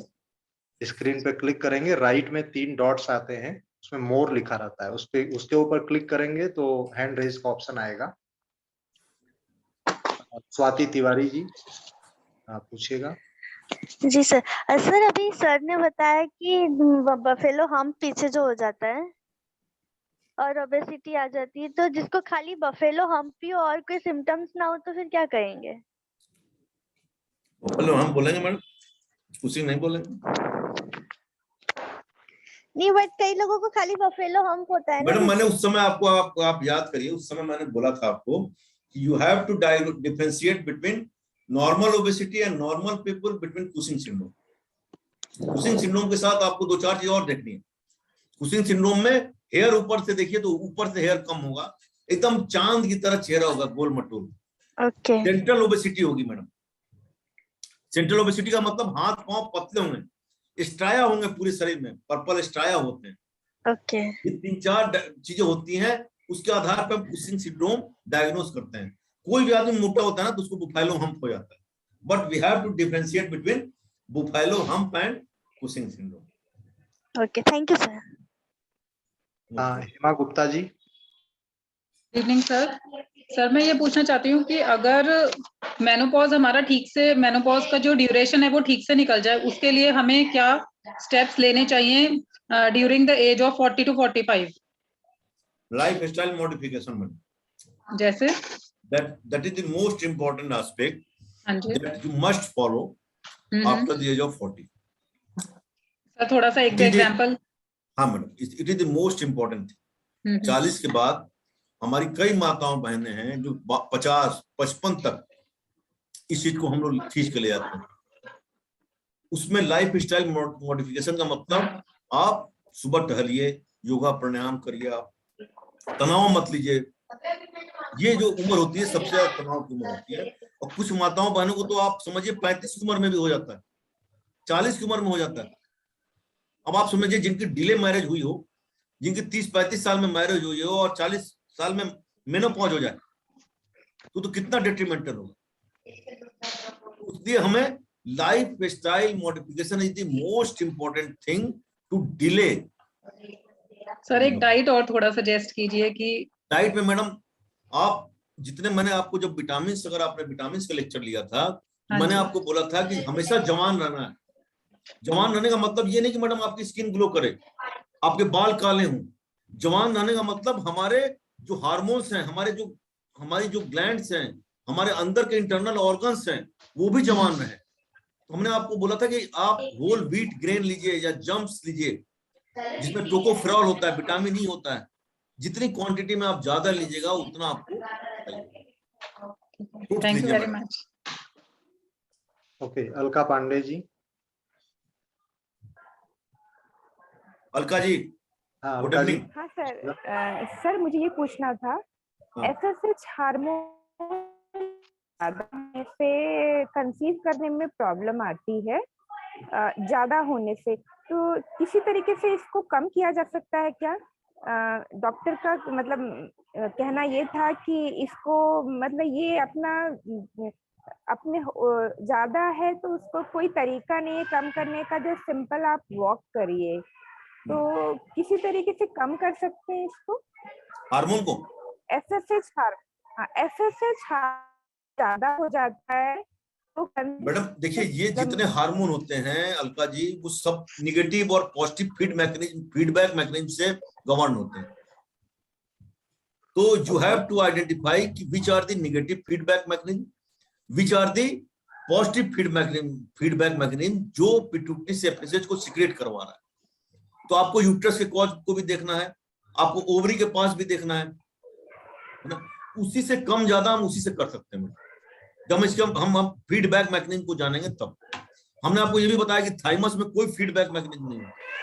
थाइमस के अलावा जितने आपके एंडोक्राइन ग्लैंड हैं सब में फीडबैक मैकेनिज्म होती हैं, और जो भी कम ज्यादा होता है, हमारे सोचने से भी हार्मोन बढ़ जाते हैं, कम हो जाते हैं मैडम, इमोशनल थिंग से भी हो जाते हैं।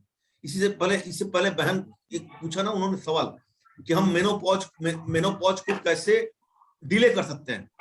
लाइफ स्टाइल मॉडिफिकेशन हमने आपको बोला, इसीलिए बोला लाइफ स्टाइल मॉडिफिकेशन में कि इससे निगेटिव और पॉजिटिव फीडबैक मैकेनिज्म से हम हार्मोन के लेवल को कम या ज्यादा कर सकते हैं।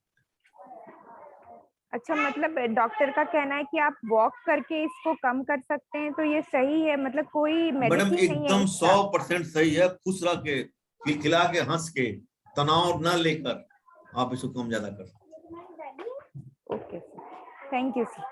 ओके, ग्रह करके लिखा हुआ है, पूछिएगा सवाल। हेलो हाँ sir, good evening sir. Good evening. Sir मेरी बिटिया है 14 इयर्स, और उसको क्या है कि पीरियड्स आए थे, लेकिन वो फिर कुछ महीने तो सही रहे थे लास्ट ईयर। उसके बाद में फिर उसके पीरियड्स कंटिन्यू चलते रहे। फिर हमने डॉक्टर को दिखाया था तो उन्होंने कोई मेडिसिन दी थी, उसके बाद पीरियड्स बंद हो गए और अभी कंटिन्यूसली सब 5 मंथ से उसको पीरियड्स कंटिन्यू नहीं है। उसने काफी अपना वेट रिड्यूस किया, डाइट भी अच्छी दे रहे हैं हम लोग। आप उसके लिए क्या सजेस्ट करेंगे? देखिए, एक तो भगवान का बहुत अच्छा संयोग है, it is not a primary amenorrhoea. Okay, है ना? इसका मतलब कि बच्ची के शरीर में वो सारे टारगेट ऑर्गन हैं जो आमतौर पे महिला के शरीर पर होने चाहिए। हाँ सर। तो निश्चित रूप से इसका कोई ना कोई हल हम कई जांच से सबसे हम कर सकते हैं कि secondary amenorrhoea is treatable. Secondary amenorrhoea पूरी तरह से हम ट्रीट कर सकते हैं। हमें सेकेंडरी अमेनोरिया के कारण ढूंढने पड़ते हैं कि क्या कारण है। तो मैं कहता हूं कि कोई अच्छे से गायनेकोलॉजिस्ट को दिखाएं आप। Okay, thank you. और कोई सवाल? सर नमस्ते। हाँ नमस्ते। सर मेरा एक क्वेश्चन था। मैडम आवाज नहीं आ रही मैडम, बोलिए madam. Madam can you repeat your question? We are not getting your voice, we are not getting your voice. Is it? जी सर, जी सर, नमस्ते सर। हाँ बोलिए। सर मेरा एक क्वेश्चन था कि मुझे लेफ्ट ब्रेस्ट में एक लंप सा है सर। मतलब एक मेरे को है ना फील होता है, मैं उसको मतलब पकड़ सकती हूँ, मेरे ब्रेस्ट के अंदर एक गांठ सी लगती है मुझे। लेकिन मुझे ऐसा कुछ भी उसमें मतलब किसी भी तरह का, मुझे इस तरह से मैंने दिखाया था डॉक्टर को, सब किया, मैमोग्राफी करी, लेकिन उसमें सब कुछ नॉर्मल है। फाइब्रोएडेनोमा बोलते हैं मैडम उसको। It is फाइब्रोएडेनोमा। जी, फाइब्रोएडेनोमा इसको बोलते हैं माउस इन ब्रेस्ट। माने अच्छा। वो चारों तरफ से हिलता रहता है, वो कहीं ना अच्छा। रुका हुआ नहीं रहता। हमारे ब्रेस्ट की खासियत ये होती है माताओं बहनों की कि अगर उसमें कोई भी गांठ जी, अगर वो मूवेबल है मैडम, इट जी, is not adherence to the underlying skin और ओवरलाइंग स्किन, और there is no puckering of skin, overlying skin normal है, तो उससे आपको कभी डरना नहीं है। नहीं सर, वो मूव नहीं करती है ऐसे, इस तरह से मूव नहीं करती है वो। हाँ। ऐसा नहीं कि वो मतलब इधर उधर चला जाए, ऐसा नहीं है। हाँ। वो एक ही जगह है सर, और उसको 2 साल हो गए हैं, वो बिल्कुल डिसॉल्व नहीं हो रही है। मैडम उसको दिखवा लीजिए आप निश्चित रूप से। मैमोग्राफी करवाई थी सर मैंने 2 साल पहले, 2-2.5 साल पहले करवाई थी सर। उसमें सब कुछ नॉर्मल आया, कुछ भी इस तरह से नहीं आया। मैमोग्राफी एक ऐसी टेस्ट है जिसमें सेंसिटिविटी और स्पेसिफिसिटी बहुत ही पुअर होती है मैमोग्राफी। अच्छा। अगर आप एक किसी अच्छी गायनेकोलॉजिस्ट को या जनरल सर्जन को दिखा के, है ना, जरूर दिखाइए इसको मैडम, क्योंकि हमारी कई माताएं बहनों को ब्रेस्ट की मैलिग्नेंसी होती है undiagnosed, and we should very careful about that. जी सर, ठीक है, ठीक है। Thank you sir, thank you so much. हाँ अनिल जी, और कोई सवाल, कोई और पूछने वाला? डॉक्टर रश्मि जी, मैं रश्मि जी का इंतजार कर रहा था। हाँ नमस्कार सर। सर मैं आपको थोड़ा सा वक्त लूंगी। ये भोपाल में गैस त्रासदी हुई थी सर 1984 में, आपने सुना होगा। 1984 में हुई थी जी, तो मैं वहीं जहाँ पर गैस रिश्ती थी, मैं उसी जगह रहती थी। तो मैंने बहुत ज्यादा मिथाइल आइसोसाइनाइड जो है वो इनहेल किया था। तो उसमें ऐसा लगा, डॉक्टर ने जवाब दे दिया कि यह बचने की उम्मीद नहीं है, शायद फ्यू डेज। तो उन्होंने मुझे हाईली जो है कार्टिसोन दिया। तो कार्टिजोन मुझे लगातार दिया, शुरू में 60 mg, फिर 40, फिर 30, ऐसा करके 10 mg के बाद जरा सा भी यदि टेपर करो तो मुझे फिर वो सांस में तकलीफ और बहुत ज्यादा वो होता था। तो उसके बाद में 4 साल बाद मुझे एक एक्यूपंक्चरिस्ट मिले, उन्होंने एक्यूपंक्चर किया, तो धीरे धीरे मेरे कार्टिजोन 2 साल बाद में धीरे धीरे विड्रॉ करके मैं उससे बाहर आ गई। लेकिन मुझे इतना सीवियर ऑस्टियोपोरोसिस हो गया, मेरा चेहरा जैसा आप अभी एक्सप्लेन कर रहे थे बिल्कुल चांद की तरह गोल हो गया था और पूरा यहाँ हम था और बहुत ज्यादा ओबेसिटी थी, तो धीरे धीरे रिड्यूस हो गई। लेकिन जो मेरा ऑस्टियोपोरोसिस है सर, वो आज तक के मेरे 15 फ्रैक्चर हो चुके हैं और जरा सा भी टकराती हूँ कहीं तो कभी मेरे हाथ कलाई टूट जाती है, कभी पैर टूट जाता है, कभी हाथ टूट जाता है। अभी रिसेंटली गाड़ी में स्पीड ब्रेकर आया तो यूं जंप करने से सब लोगों को स्पीड ब्रेकर पे कुछ नहीं हुआ, पर मैं ऐसे जंप हुई तो उसके बाद जब वापस सीट पे गिरी तो मुझे पेन हुआ। बाद में एक्सरे किया तो पता चला मेरे 2 रिब में फ्रैक्चर हो गया। तो ये ऐसा सर बार बार होता है। तो ये 15 बार हो चुका है, मुझे हमेशा डर लगा रहता है कि कहीं फिर ना फ्रैक्चर हो जाए। तो इससे ये कार्टिजोन का कितने साल ऐसा रहेगा? 37 मैडम, इसके लिए ना आप मैडम मैं बता रहा हूँ 2-4 सप्लीमेंट लीजिए। एक आपको मैंने जब पढ़ाया था पैराथायराइड, तो आप मैग्नीशियम भी लीजिए, साथ में कैल्शियम लीजिए, कैल्सिट्रोल लीजिए आप मैडम, कैल्सिटोनिन का नेजल स्प्रे लीजिए, और ऑस्टियोफॉस के नाम से 3570 के नाम से दवा आती है वो लीजिए, ऑस्टियोफॉस 3570। ये सप्ताह में एक बार लेते हैं मैडम।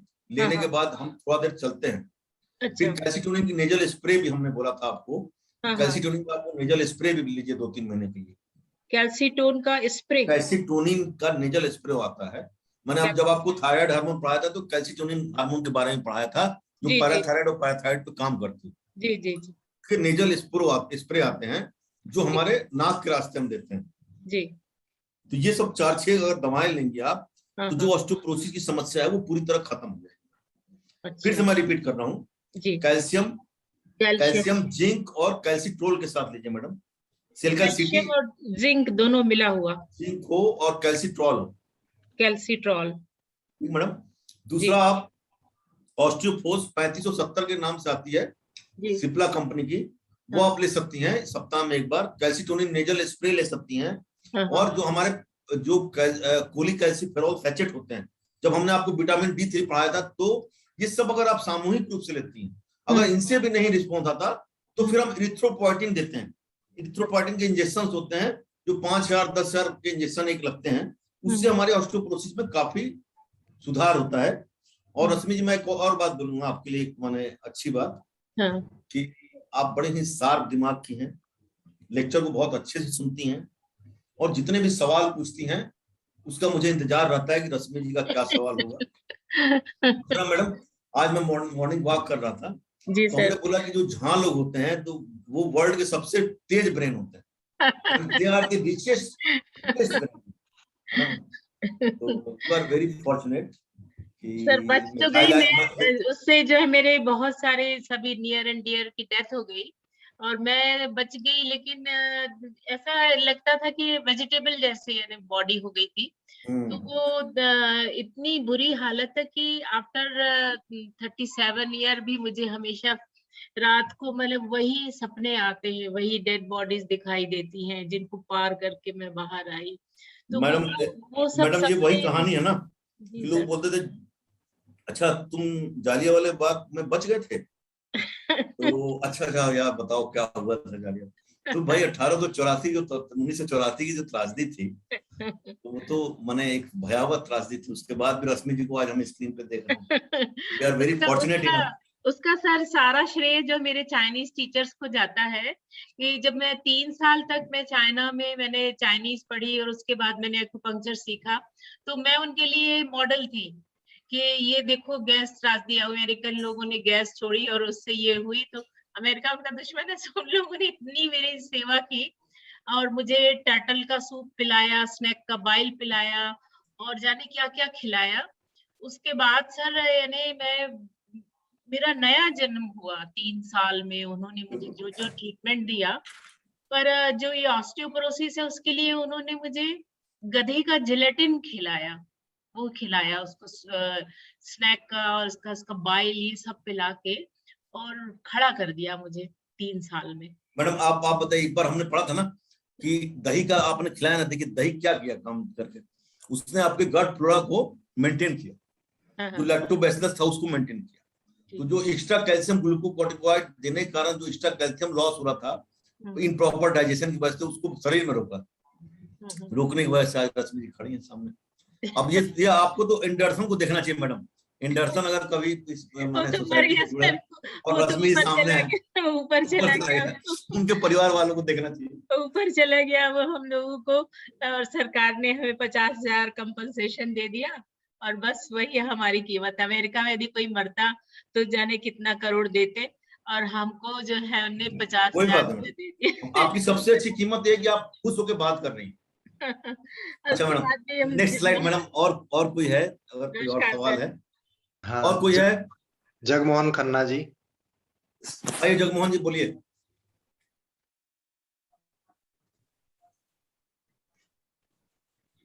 जगमोहन जी और माधवी योगा। जगमोहन जी। तो सर जगमोहन जी, हाँ जगमोहन।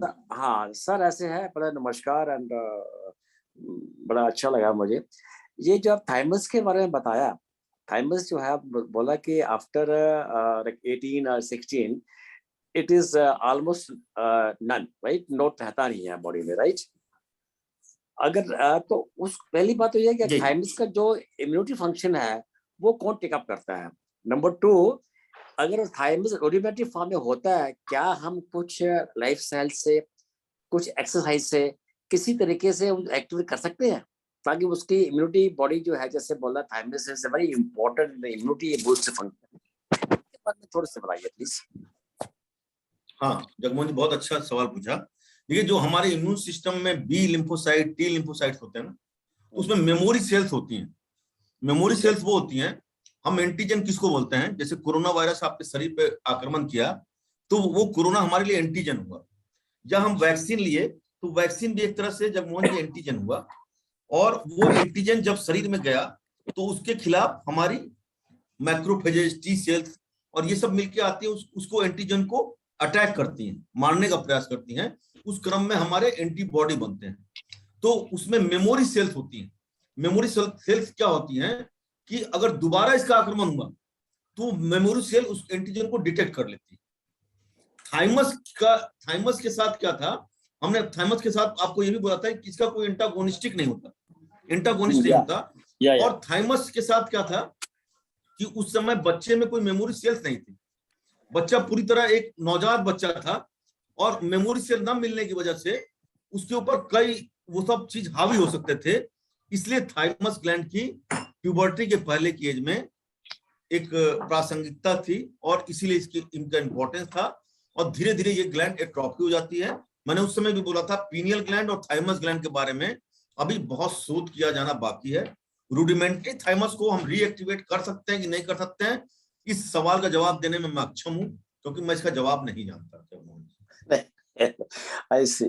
I just because कोई ऐसा लाइफस्टाइल या योगा कहते हैं, मेडिटेशन है, इस वजह से these are helpful because ये जो आप इंडोक्राइन सिस्टम पढ़ाया आपने, इसमें इतने मल्टीपल पॉपुलेशन कॉम्बिनेशन है, इसको सिंक्रोनाइज करना है कि याद रखना डॉक्टरों का काम है। तो इसमें आप कुछ ये टिप्स दीजिए because it is a very very multifarious population combination playing on all glands, और हर एक का इतना मल्टीपल काम हो चुका है। इसमें हमें कुछ टिप्स ये दीजिए कि आप ऐसे लाइफस्टाइल से which can help to basically I will say balance these functioning of these glands, because everyone may not be that detailed or say you have a memory of knowing the details of each and every gland functioning, उसके अंदर इतना details है। तो I just wish कि आप ऐसा कुछ हमें बताइए so that कि हम जैसे आप अभी जगमोहन जी ना हंस रहे हैं ना बोलते समय, तो उसी तरह खिलखिला के हंसते रहिए आप, बस that is the major tip। उससे आपको जितने हार्मोनिक बैलेंस है ना वो बना रहेगा। That's interesting, good, good। That is the best thing। बस इसी तरह आप रहिए। So sweet, so sweet, so sweet, so sweet। It was really interesting, but because मैं ये सोच रहा था कि हर एक ग्लैंड के इतने माइन्यूट डिटेल्स में अगर हम जाएंगे तो हमें तो और ज्यादा ना डिटेल में ना तो याद रहेगा। आप for you people is okay, normal person के लिए डिटेल पे जाना, उसके फंक्शन को उस हिसाब से हम अगर रेक्टिफाई करने की कोशिश करेंगे, हम शायद इंटरफेयर करें नेचुरल भगवान के सिस्टम में। तो इसलिए मैंने पूछा था कोई ऐसी एक्सरसाइज इसके अलावा कोई चारा भी नहीं है, भगवान के सिस्टम को याद करने के अलावा कोई चारा नहीं है। हम लोग 14 वर्ष की पढ़ाई करने के बाद MCH किए, और आपको मैं सच्चाई बता रहा हूँ, फियोक्रोमोसाइटोमा मेन 1, मेन 2, मेन 3, इसमें हमारे पीजी में इतने क्वेश्चन आते थे। 2003 के बाद आज पहली बार ये चीज मेरे सामने आई। मुझे जब बोला ना कि वेरी डिफिकल्ट टू रिमेंबर, तो फिर वो फ्लैशबैक में आई कि भाई 2003 में याद करते थे, रटते थे, आज वो वापस आई। तो for you and you people it is very difficult to remember all this things. हाँ, वाले गॉड ब्लेस यू। मैं तो कोई ऐसा चीज बटन मिल जाए, कोई यहाँ तो ग्रैंड सिस्टम से कोई ऐसा बटन मिल जाए, हम प्रेस करें कि सभी एक्टिवेट, सभी बटन ऐसा ना मैडम, आप जगमोहन जी अपनी वाइफ को बटन थमा दीजिए अपना, वो आपको कुछ ऐसा ना बोले कि आप दुखी हो, बस वो बटन दाबती रहे, आप हंसते रहे, बस। That is the most important. Thank you very much, God bless you, God bless you. नमस्ते। हाँ बोलिए। नमस्ते डॉक्टर प्रकाश जी। माधवी जी। हाँ यस, हाँ, तो मुझे एक question, I have 2 questions. One is regarding vitiligo, and the second question is regarding menopause and how this hormonal changes affect menopause. So I have 2 cases. One is my niece has vitiligo. So is this because of hormonal changes, or how do we consider this vitiligo, because it is supposed to be autoimmune disease? Is my first question. And the second one is, during menopause, because of change in hormonal fluctuation, do we get rheumatoid disease? Many of the ladies get this disease during the age of 50, or you can say 55 to 60. How do we consider this, is it because of hormonal changes, or it is because of the age, rheumatoid and arthritis, or you can say thyroid? There are multiple factors come during hormonal changes, menopause time, or whatever, it's in 50 to 55 years. Yes, both. First question is Madhvi ji, vitiligo, about vitiligo. Right. You know, there are melanocytes in our skin, and there is a melanocyte stimulating hormone secreted by the anterior pituitary lobe. Nowadays in vitiligo, whatever the treatment the skin therapist given, they are nowadays given. They are giving. There's a lot of disturbance. हाँ, ये madam ना melanocytes stimulating hormones जो होते हैं, they are formed secreted by the anterior pituitary gland, and basically the pigmentation. You have also seen the slides of Addison disease, in which we got the hypopigmentation and vitiligo and all these things. Why it is happening? Because we have the less secretion of the ACTH, primary or secondary adrenocortical deficiency, by which we are getting less melanocyte stimulating hormone. So basically it is a disease related to the melanocyte of the skin. Okay. And the pigmentation of the skin regulated by melanocyte stimulating hormone secreted by anterior pituitary gland. Second question, madam, is about the changes related to the, you are getting arthralgia in the form of rheumatoid arthritis or other arthralgia. It has no relationship with the any hormonal disturbance.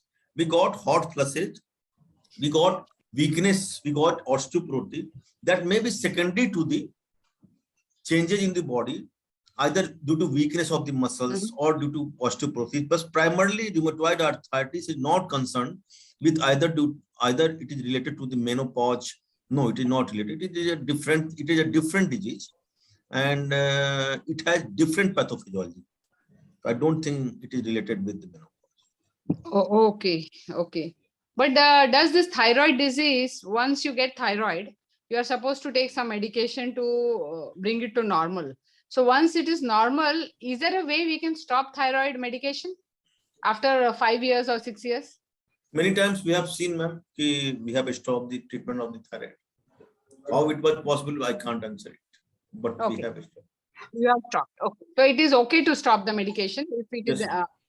in the range. Okay. Thank you, doctor. Most welcome.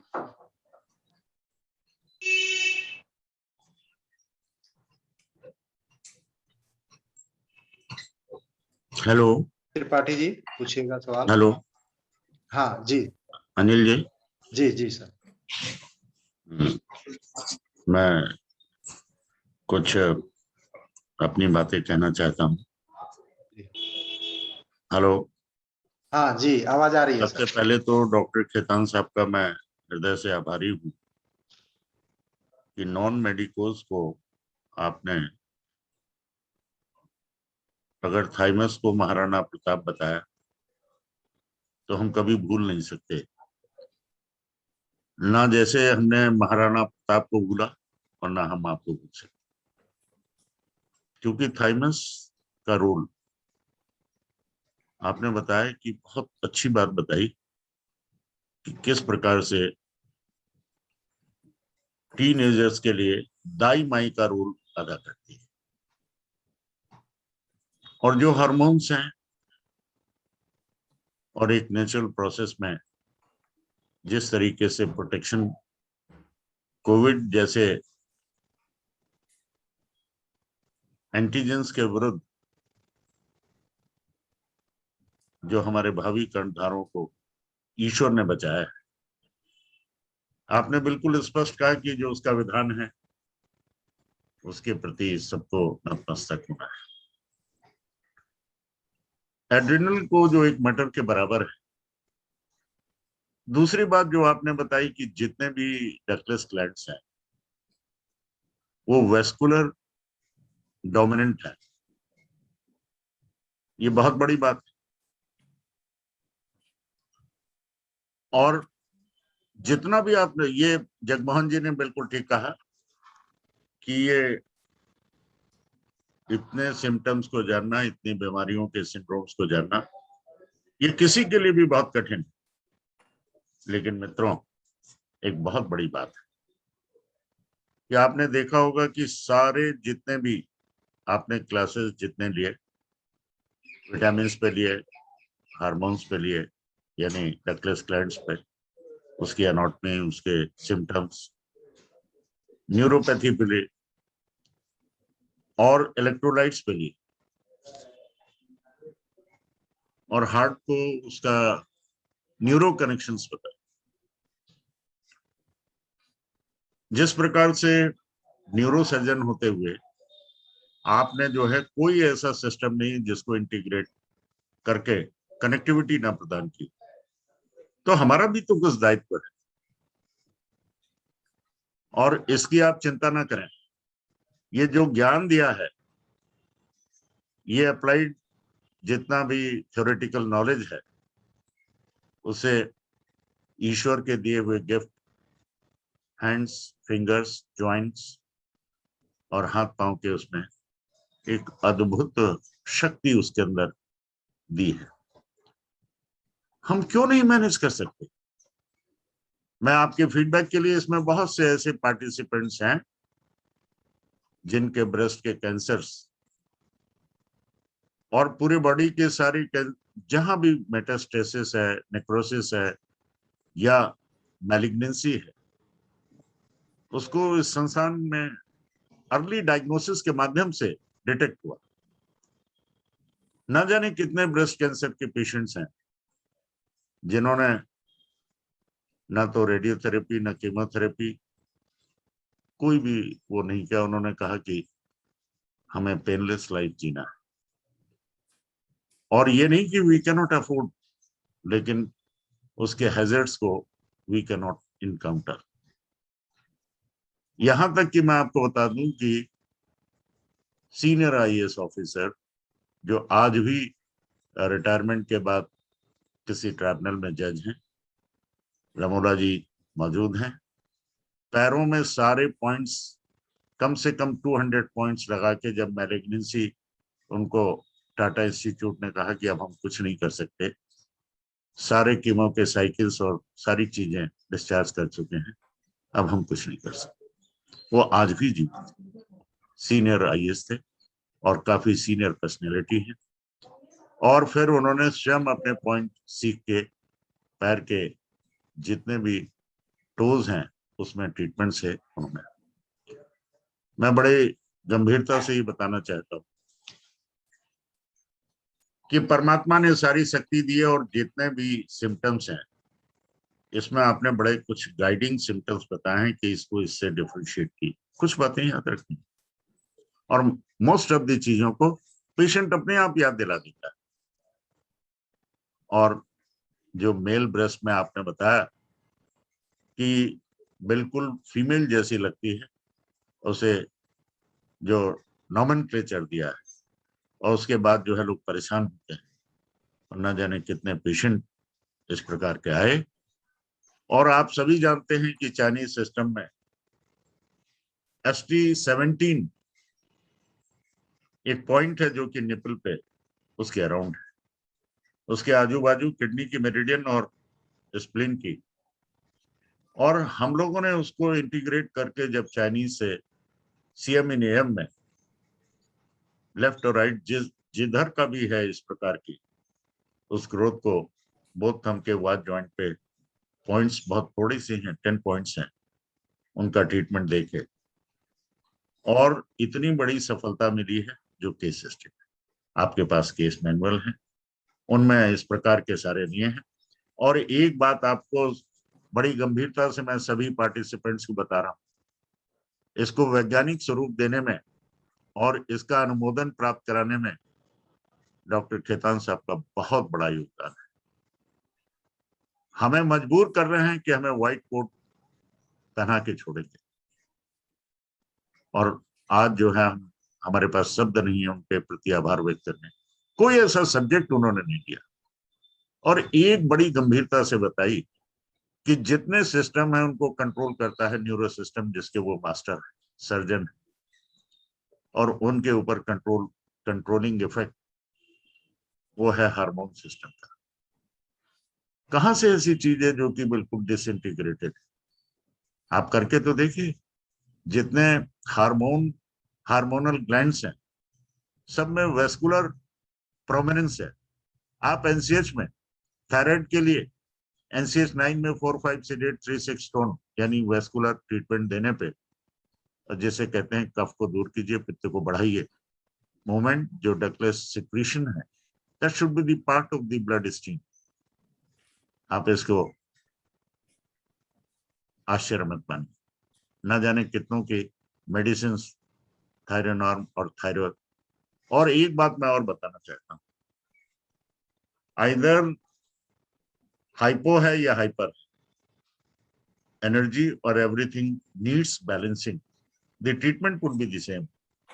Both this all the type of the symptoms. जो महत्वपूर्ण बात यह है कि हमें symptoms जानना जरूरी है, और T3 T4 का इम्बैलेंस रेयर है और 90% केसेस में TSS का है, और TSS के लिए NCH9 और T3 T4 के लिए 5 and 6।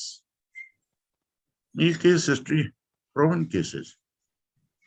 और एक बात और बड़ी गंभीरता से बताने जा रहा हूं, जिसको मैं डेडिकेट करता हूं खेतान सर को।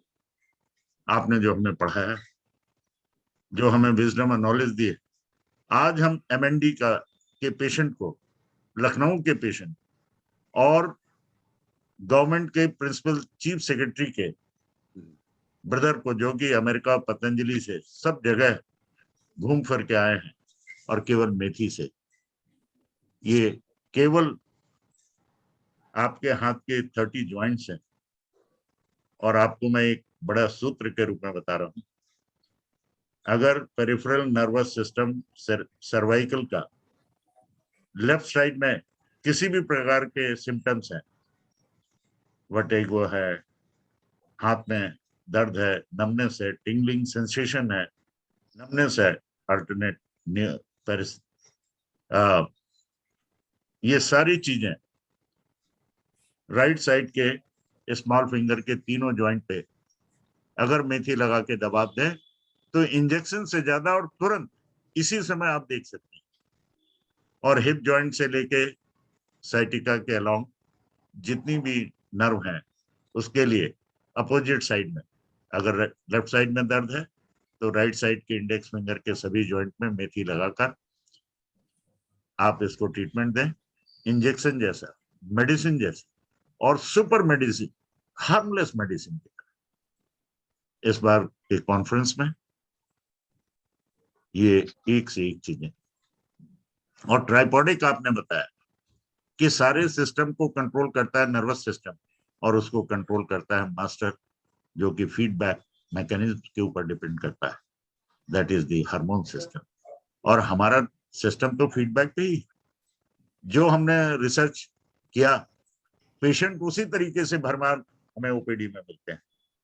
अभी लेटेस्ट केस तो आपको मैं एक बहुत अजूबा खेतान साहब को, हमारी जर्मनी से पेशेंट आके रुकी हुई, मैं उनसे मिलाऊंगा और क्या डायग्नोसिस कहाँ से हुई थी। पिछले 2 साल से किडनी निकाली गई और फोकस वाज, हमारा फोकस पूरे लीवर पे था और उसके बाद एमआरआई कराई गई। आप जो देखेंगे तो दंग रह जाएंगे और पेशेंट का जज्बा वो देखने लायक। मैं इन्हीं सब शब्दों के साथ मैं बारंबार आपका आभार व्यक्त करता हूँ प्रकाश खेतान जी। डॉक्टर साहब, मैं आपको पुनः आमंत्रित करता हूं कि अगले कक्षा में और ऐसी चीजें, क्योंकि ये जो सिम्टम्स जो लोग सुन रहे हैं, ये परेशानी क्या है, ये अपने ऊपर अप्लाई करना है। कोई कहता है ये बफेलो हेम्प है, तो क्या हमारे ऊपर नहीं है? मैं कहता हूं कि आप इंटीग्रेट करके ट्राइपॉडिक अपनी उंगलियों का इस्तेमाल करें और इसे पढ़ें। आप जो ज्ञान दे रहे हैं वो थ्योरेटिकल है, why we should not convert into practice and practical. अब दोनों को मिलाकर जब उपचार युक्त होगा, होलिस्टिक, परमात्मा की शक्ति चारों तरफ, ईस्टर्न और western, they will be integrated. मैं पुनः एक बार आभार व्यक्त करते हुए सभी पार्टिसिपेंट्स का, लेकिन ऐसे पल को आप मिस मत कीजिए और बारंबार उसका सदुपयोग करें। मैं पुनः एक बार सबका आभार व्यक्त करते हुए, और मुझे बड़ी खुशी हो रही कि हमारे पिछले 20 वर्ष के जो थेरेपिस्ट हैं इस ऑनलाइन में जुड़कर वो अपने जो उन्होंने सारी रिफ्लेक्सोलॉजी से लेके सुजोग, चाइनीज और जितने भी सिस्टम्स को किया है, उसको अब मेडिकल साइंस के पुरोधा डॉक्टर खेतान के मुखार बिंदु से ऐसे ऐसे सिम्टम्स सुनना है जो कि हमें आगे अपने ट्रीटमेंट को मील का पत्थर बनाने में सहयोग दें। बहुत बहुत नमस्कार। बहुत बहुत धन्यवाद आदरणीय श्री अग्रवाल सर और डॉक्टर प्रकाश खेतान साहब आज के इस लेक्चर के लिए। और कॉन्फ्रेंस 18 से 22 नवंबर 2021 को आयोजित होने वाली है। आप सभी थेरेपिस्ट कॉन्फ्रेंस के लिए शीघ्र अतिशीघ्र रजिस्ट्रेशन अवश्य करा लें। साल में एक बार होती है यह कॉन्फ्रेंस, जिसमें पूरे वर्ष का जो भी रिसर्च वर्क है इंटीग्रेटिव एक्यूप्रेशर सिस्टम का, वह सब कुछ इसमें आपको दिया जाएगा। इसकी रिकॉर्डिंग भी प्रोवाइड की जाएगी। अगर टाइमिंग डिफरेंस हो, समय की कोई दिक्कत आ रही है, रिकॉर्डिंग प्रोवाइड की जाएगी। और इसके साथ में पीडीएफ, इससे रिलेटेड सपोर्टेड पीडीएफ भी आपको स्टडी मटेरियल के रूप में दिया जाएगा। और दूसरा कि अभी 30 और 31 अक्टूबर को यानी Saturday Sunday basic Ayurvedic acupressure training होने वाली है। तो आपके जो भी रिलेटिव्स, फ्रेंड्स हैं, उनको यह मैसेज जो आपको भेजा गया है वह उनको पहुंचा दें और प्रत्येक घर में एक व्यक्ति सीख करके प्रत्येक व्यक्ति का उपचार करे, पूरे परिवार का उपचार करे। तो यह 2 महत्वपूर्ण सूचनाएं आप सभी के लिए। तो आज की यह क्लास, यह जो डॉक्टर प्रकाश खेतान साहब की 3 सीरीज के लेक्चर्स की आज समाप्त होती है और कंटिन्यूड अगले बुधवार को भी यह क्लास 5:30 से 7 बजे होगी। आप सभी जुड़े, आप सबका बहुत बहुत धन्यवाद। नमस्कार।